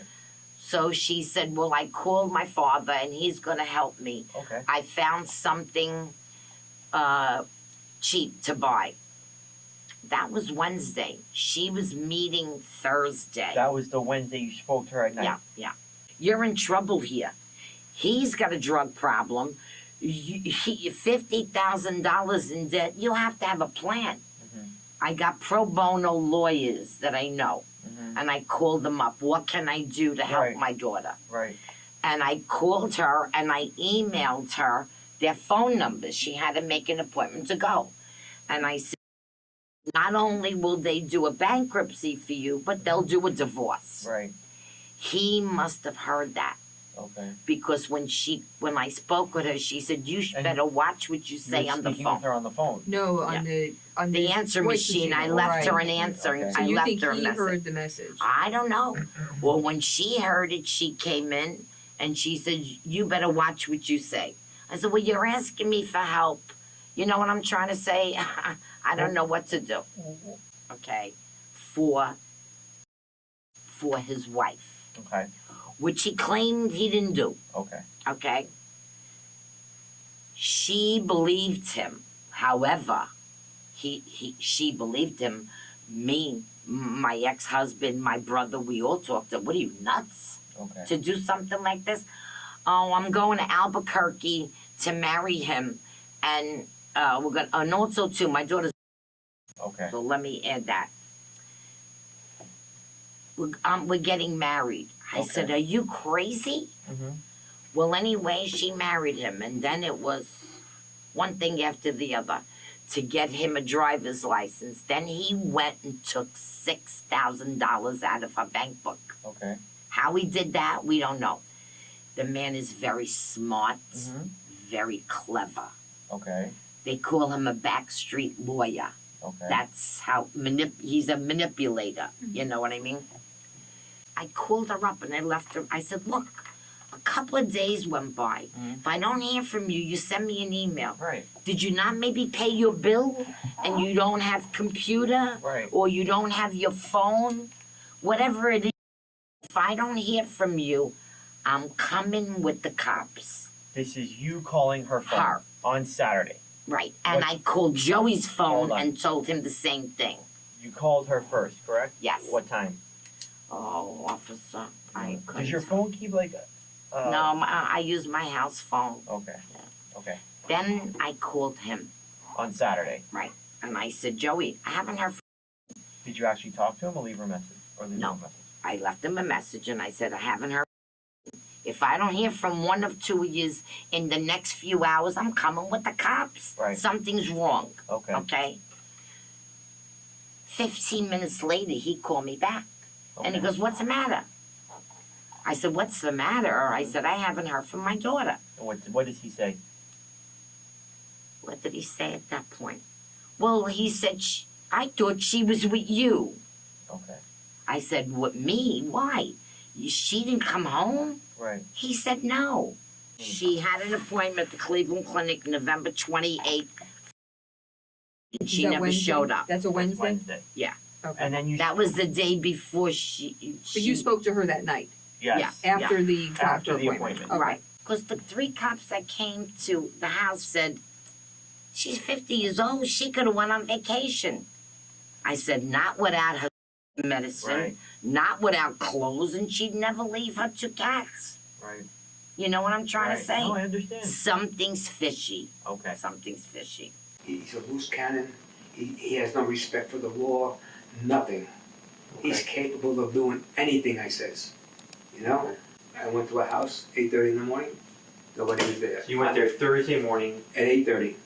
And you made plans to meet her there at that Yes, time? yes. On Monday. Yes. And Nobody, no cars were in the driveway, nobody was there at all. okay. I got the keys for a house. Did you go inside? My Okay. all right, now, God forbid, I'm thinking the worst right away, you know? All right. I went upstairs, I checked the whole house out, I see nothing. I went to Cleveland Clinic Hospital. I asked, was my daughter here, right? You check this, your daughter was here yesterday. On a Wednesday, right? Where do you think she is? I think he killed her. That's that. I honestly think he killed her. He's that much of a loose cannon, sick guy. It really messed her brain up big time. Big time. Okay. That's how you feel? Oh, I know, but listen, I'm not a stupid man. I know exactly the whole thing, how she works. Mm-hmm. She's always the one that wants to be the one, the center of attention of all that. I mean, it's always the poor me syndrome, constantly, you know? I'm sure you got that when you just spoke, that, oh, I'm going through this and I'm going through that. I'm sure you got that. Yeah. Statement after statement, every person investigators spoke to told the same story, and every story pointed in the same direction. On December 11th, detectives went to Joseph's home. Now we're ready.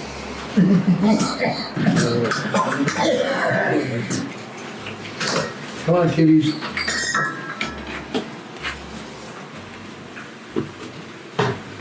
Then, on December 17th, Joseph was questioned again, during which detectives administered a polygraph examination. It was only after investigators informed him that he had failed that his story began to change.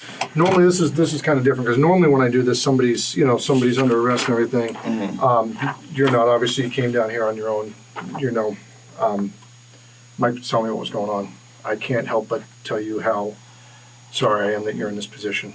I really hope that everything works out and that we find her as soon as possible. I can't even imagine what you're going through, man. Like I said, normally people that come in here are not in your position, but this is the standard polygraph form that we use, okay? What I need you to do is just fill it out for me that you understand a couple things, okay? All right, tell me what's going on with this. Just kind of give me the rundown, kind of, from the beginning, if you don't mind, because I am not caught up on this. When you say the beginning, again. Yeah, when did you realize she was missing? You want my version of the events? Your version. Okay, listen. From the top. How far back do you want me to go? Why don't we start with, what day did she go missing? Well, I don't recall the exact date, but it was 2 Thursdays ago or something. All I right. think it was the 29th or Okay, whatever so that Thursday was. the 3rd was a Monday, 29th was a Thursday, 28th was a Wednesday. So 29th. Why don't we start with Tuesday the 27th? Tuesday the 27th. Tuesday the 20th. What was going on that day? I was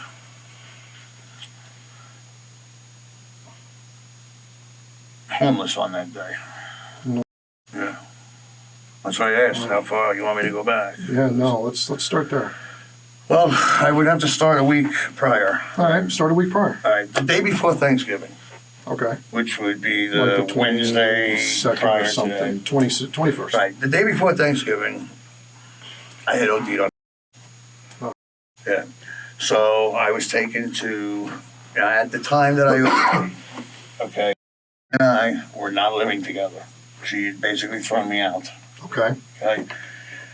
This is all a financial thing. I wasn't bringing home money. And long story short, you put terror in your life, money vanishes. Okay. So they know about all this already. So I was, Anyway, okay. So I OD'd on that.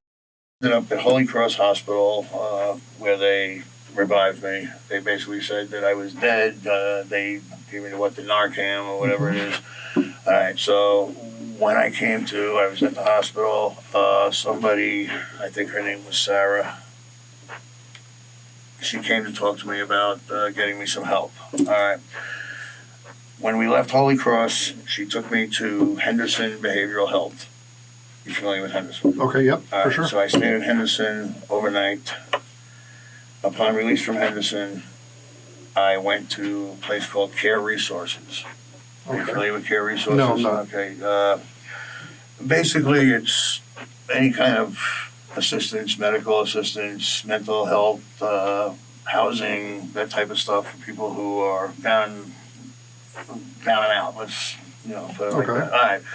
So anyway, I had Care Resources helping me, Henderson helping me. They sent me to the task force. You familiar with task force? Right, go ahead. Yeah. Task force put me in a place in Pompano. When I got there, they would not accept me because of the offender. Okay, so I left there, went back over to Care Resources. They put me at the respite. You familiar with the respite? No. I'm trying to remember the address, but it's also in Pompano, but it's a 3-day, basically a detox type place where, you sit there and you're away from any drugs. The place was horrible. It was miserable. It was disgusting. I stayed there for 3 days. Okay, I got out on Monday. Right, Monday. So I was supposed to go over to Fellowship. You familiar with Fellowship? Nope, you're going to have to educate me there too. And you couldn't even begin to educate you. And Fellowship is a long-term drug program. Okay. Basically. Anyway, while they were getting me situated for that, these things all take time, bed space, and so forth. I slept in my car that night. Tuesday night, I slept in my car. All right. Okay. Now, Wednesday morning, Tuesday night I found out about it, but I was scheduled for an interview for a new job. Okay, where's that at? Trillium, Oakland Park, and Oakland Park and Powell. Okay. Anyway, so I basically needed to get my Social Security card from the house. Okay. All right. A text, let her know. You sent her the text on which night? I don't remember if I sent it Tuesday or I know I sent it one Wednesday morning, but I think I contacted her Tuesday evening, or I tried to contact her Tuesday evening. Anyway, I didn't get any response. Anyway, so no response to your text. Right. Okay. Tuesday, I slept out in the streets again. I'm homeless. Wednesday morning, I got up bright and early, and I went down to the plasma center, biotest. Okay, when I got there, I went in to donate my plasma, but they wouldn't accept me that day because my blood pressure was high. Okay. So I know another text say, hey, what time are you leaving? I need to come over to the house to get my Social Security card, Anyway, I get there about 8 o'clock, something like that, on Wednesday. Okay. Okay. She came to the door, all smiles. I mean, we were talking, everything was good. I let her know she had no idea about anything that had happened the prior week. With the OD? The OD, none of that. So she didn't know about the respite, she didn't know about any of that. So we sat out on the porch talking for a few minutes, and basically can I come home, and she's like, Joey, I want you to come home, I want you to stay, I just want you to be clean, I want you to, don't do what you've been doing, type thing. Go ahead and have a seat. Let's get started. Prior to 2018, have you ever wished anyone dead? No. Did you hurt on or after Tuesday, November 27, 2018? No. Prior to 2018, are you lying about how trustworthy you are? No.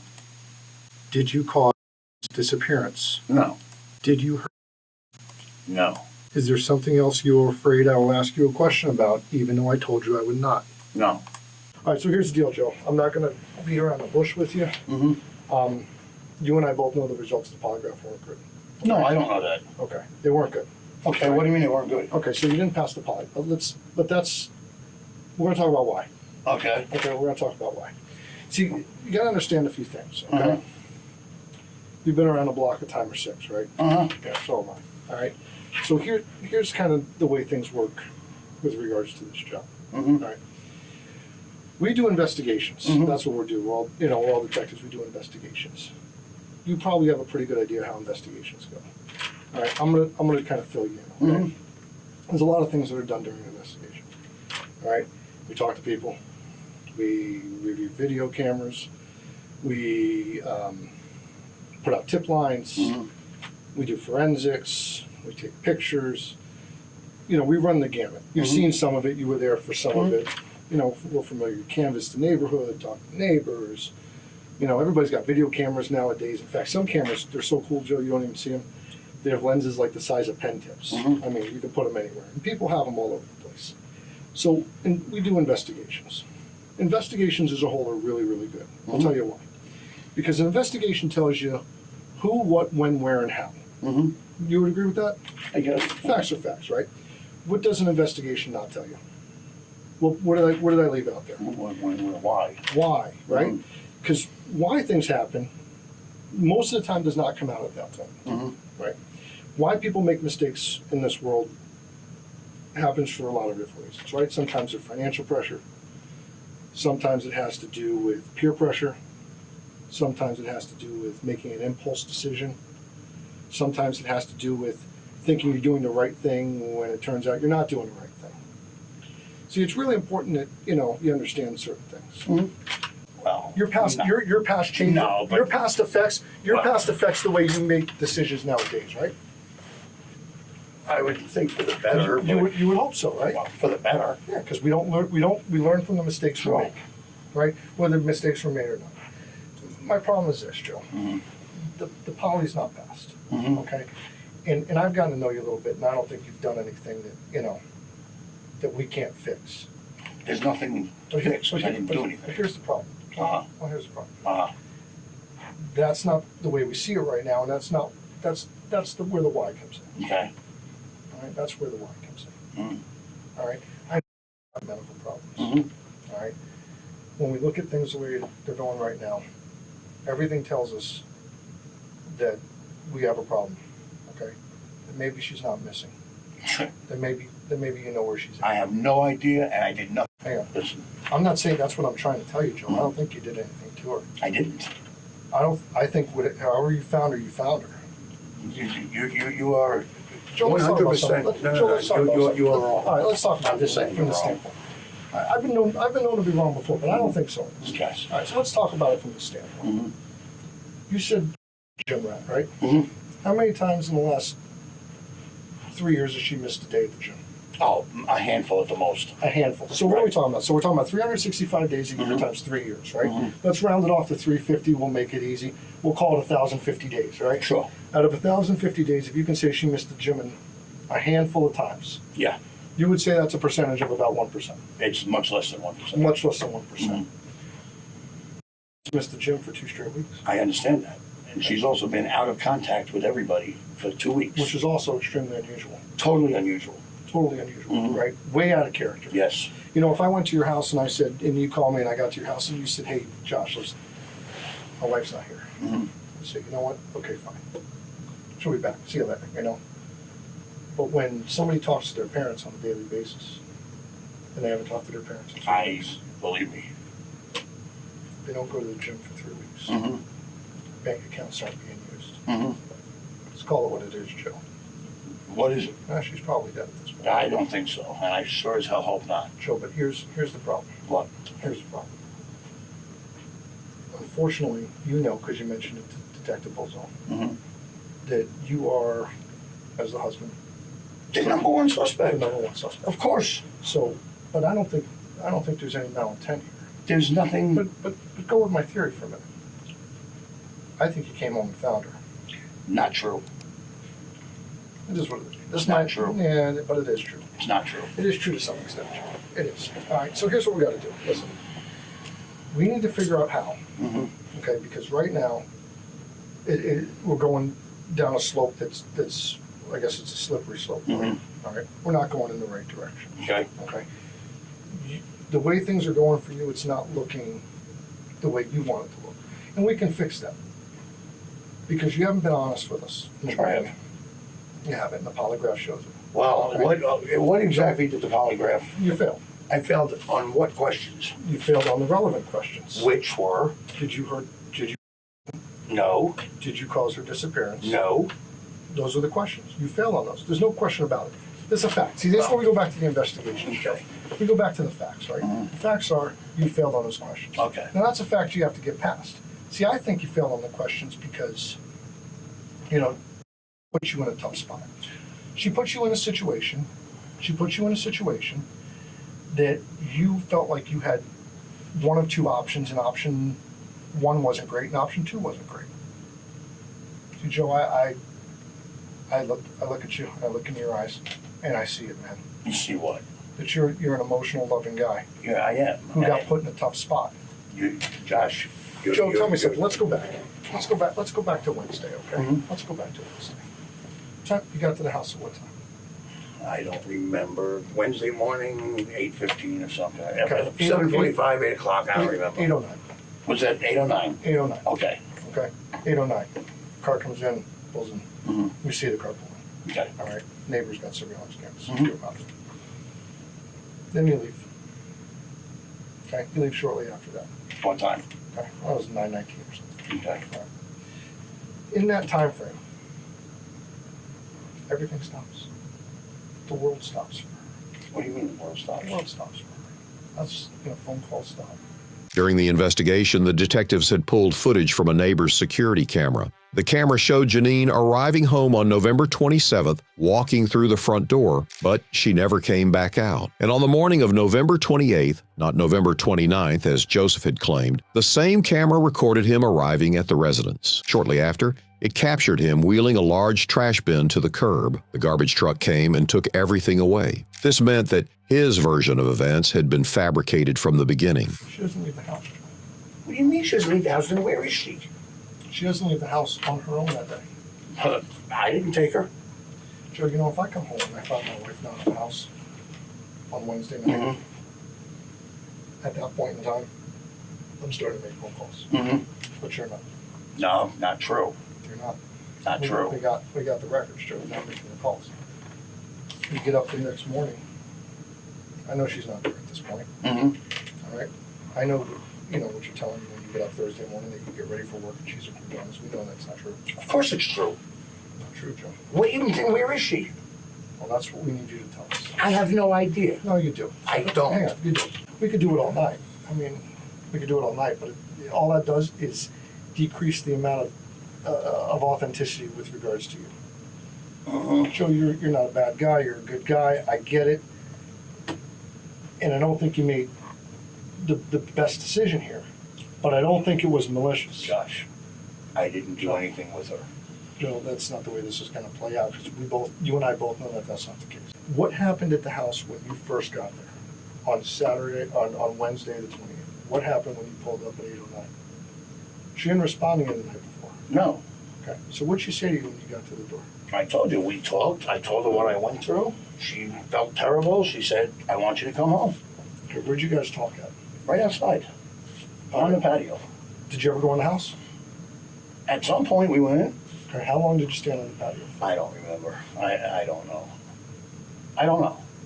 I really don't. I don't know. Could have been 10 minutes, 20 minutes. I don't know. Okay, so what happens when you go in the house? We talked. What do you mean what happens in the house? She was fine. And she stayed fine.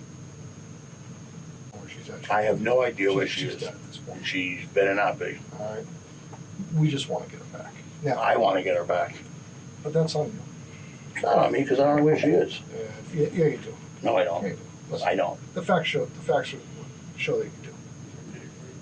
Joe, we can sit here and talk about this all night long, but at some point we're going to get to the same conclusion, and you're going to get there too. The question is whether or not we're going to believe the story.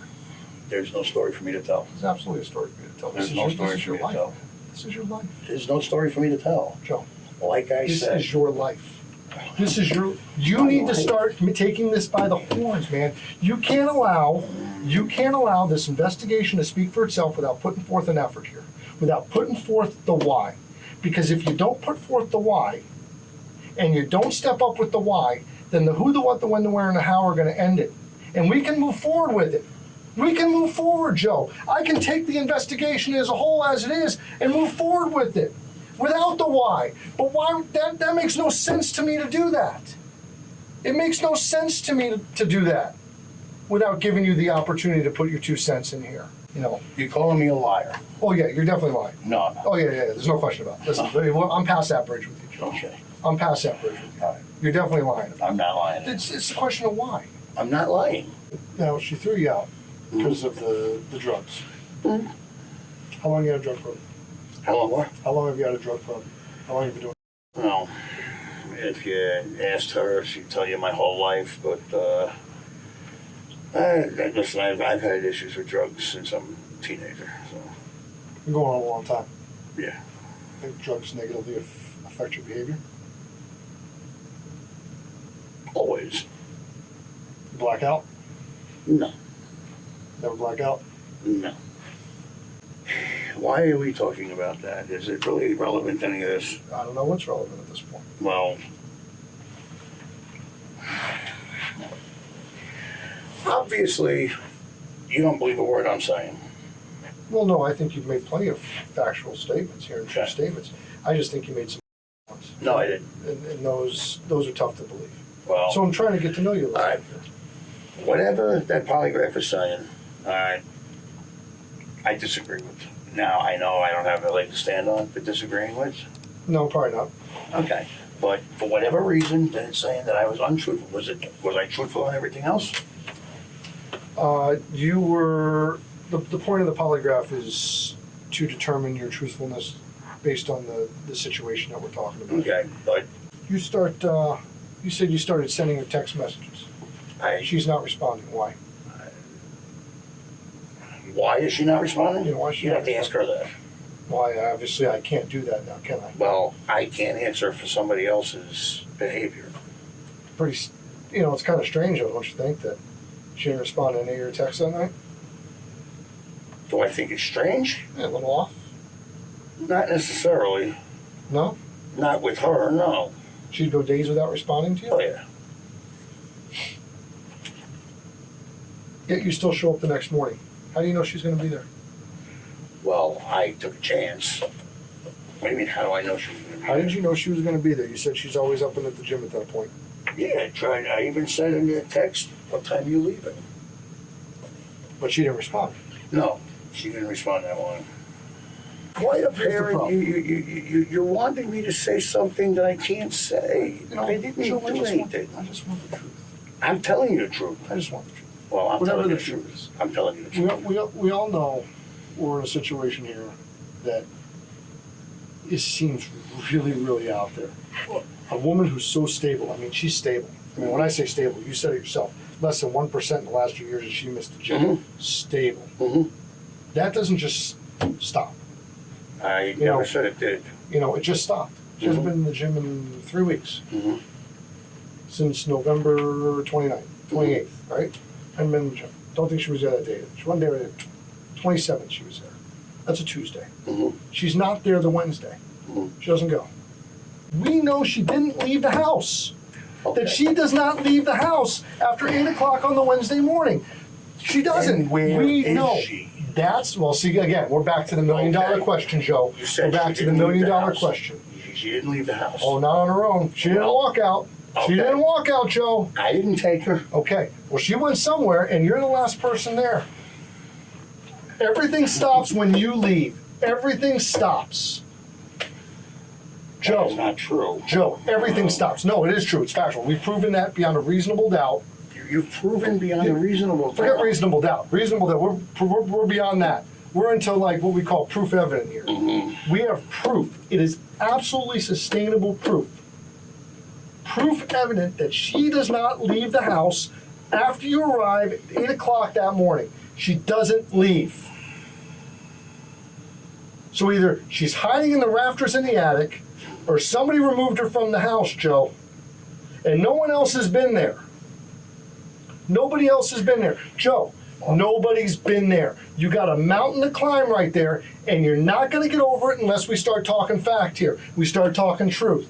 We know she doesn't leave the house after she returns on Tuesday night. Right. We know that's the last time she walks in. She does not come out on her own. There's proof evident. There's no way anybody with a reason, who's got a reasonable head on their shoulders, is going to believe anything different, and you're not going to be able to change that. Now, here's what you can change. Here's what you can change. Because 12 people are going to look at it and go, well, if he ain't saying then he killed her. But you and I both know that that's not what happened. You're right.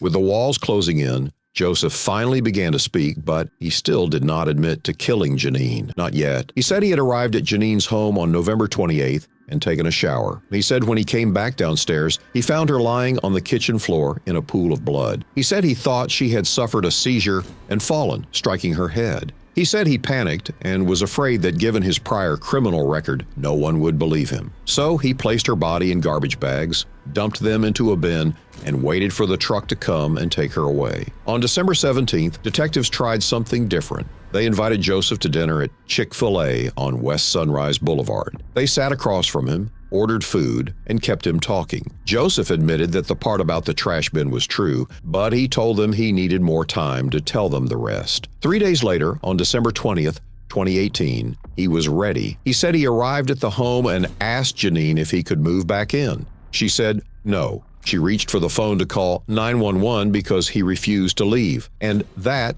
according to his own words, was when he snapped. He forced her to the kitchen floor and covered her mouth with his hand. He then grabbed a kitchen knife from the counter and stabbed her once in the back of the neck. He said she passed away instantly. He then cleaned up the scene, placed her body in garbage bags, disposed of the knife in a dumpster in an unknown location. After disposing of her body and allowing it to be collected with the trash, he went to a casino. In the days that followed, he sent text messages from Jeneen's phone to make it appear she was still alive. Investigators deployed a PBSO cadaver dog to the landfill at 4400 State Road 7 in Davie, the facility where garbage collected from Jeneen's neighborhood on November 28th would have been taken. The dog alerted to a pile of ash consistent with a dump from that exact time frame. When investigators examined the site further, they found charred body parts, but they could not be formally identified. There was not enough left to confirm whose remains they were. Case number 42-1812-057330. Employee of Wheelbrainer? Correct. What is your title? General manager. Of the facility that we're at? Yes, Wheelabrator South Broward, Wheelabrator South Broward Monofill, and Wheelabrator North Broward Transfer Station. General manager, does that mean that you're in charge here? Yes. Okay, so everybody at this particular plant reports to you? Yes. You understand the way the facility works in every part of the facility? Correct. Okay. We met a couple weeks ago on December 18th, 2018, regarding a homicide investigation. Do you remember that first meeting? Yes. Okay. In that meeting, you kind of took me through the process of what happens when a truck full of garbage arrives at your facility. Yes. Would you just give me a Cliff Notes version of walkthrough of how this works? A trash collection vehicle will run its route, then basically commute to this location. It will cross our scale way into the facility, and at that point it'll be directed to our tipping floor where it'll dump the contents of its route. From there, that material is basically resides on the tipping floor for a short time, until the tipping floor operator ultimately pushes it into the refuse storage pit, which is a 30,000 ton refuse, 30,000 capacity ton pit. The refuse will be stored there until it's basically fed into one of 3 750 ton per day refuse fired units and processed basically from an MSW. The heating value is extracted through combustion. The combustion products will heat, commercial steam boilers.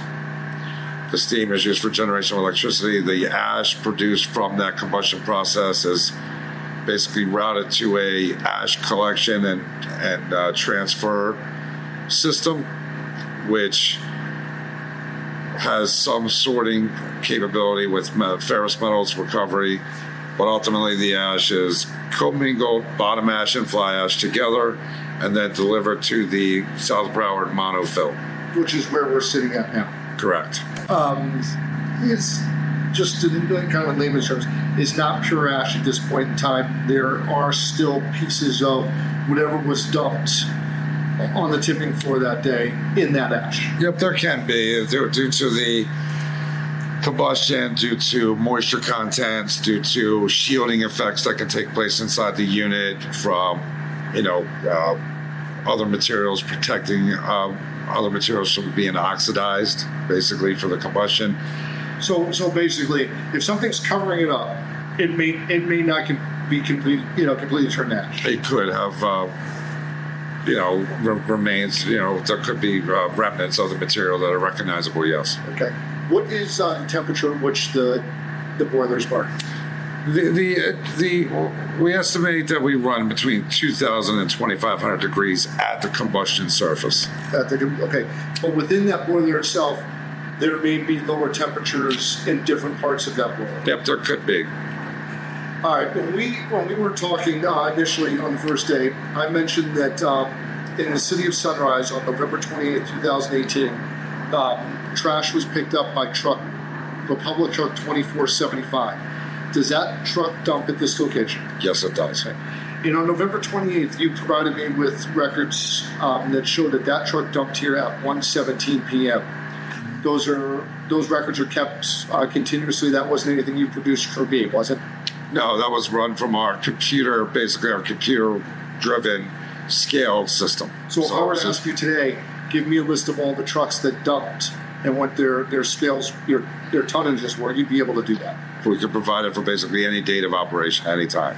That day you came up and you showed me the ash monofill, and you were able to identify a pile that, and the dates for which that pile started.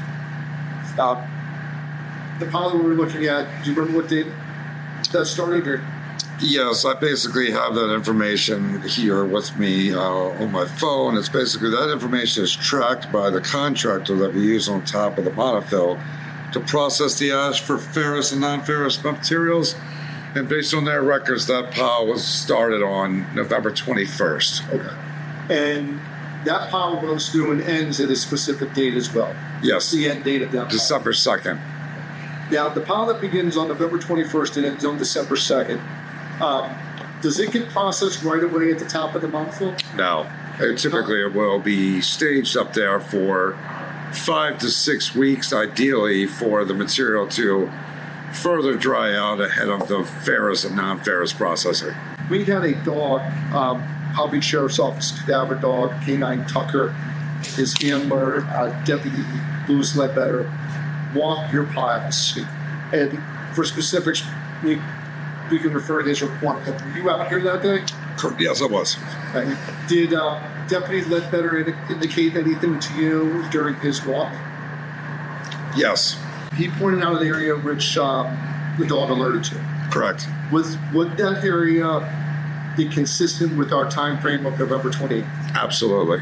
And that's based on where on that pile that started on the 21st and ended on December 2nd that he alerted to? Yes.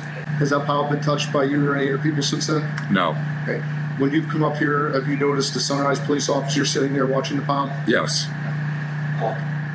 We had your permission to be up there that day to do that? Yes, And have had your permission to step on your property every time? absolutely. Is there anything that I didn't ask you that you think is important that I need to know?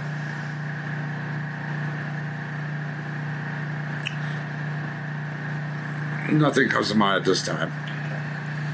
All right, if that's it, the statement is concluded at 1:16 p.m. Jeneen Catanzaro's body was never officially recovered. However, based on the evidence, witness testimony, and Joseph's own admission, the conclusion became clear. He was arrested on December 21, 2018, and charged with homicide, providing false information and tampering with evidence, and was held without bond. A trial in late 2023 ended in a mistrial after jurors were exposed to inadmissible polygraph evidence, but a retrial began in March 2024. During the retrial, prosecutors played Joseph's recorded confession. The jury deliberated for less than an hour. Joseph was found guilty of second-degree homicide. He is currently serving a life sentence at Hamilton Correctional Institution Annex in Jasper, Florida. This was Cops on Patrol, bringing you exclusive body cam footage you won't see anywhere else. Like, subscribe, and thanks for your support. We want to thank the officers who serve and protect their communities, often under intense pressure and risk. Your work matters. Please keep it respectful in the comment. One moment doesn't define a person.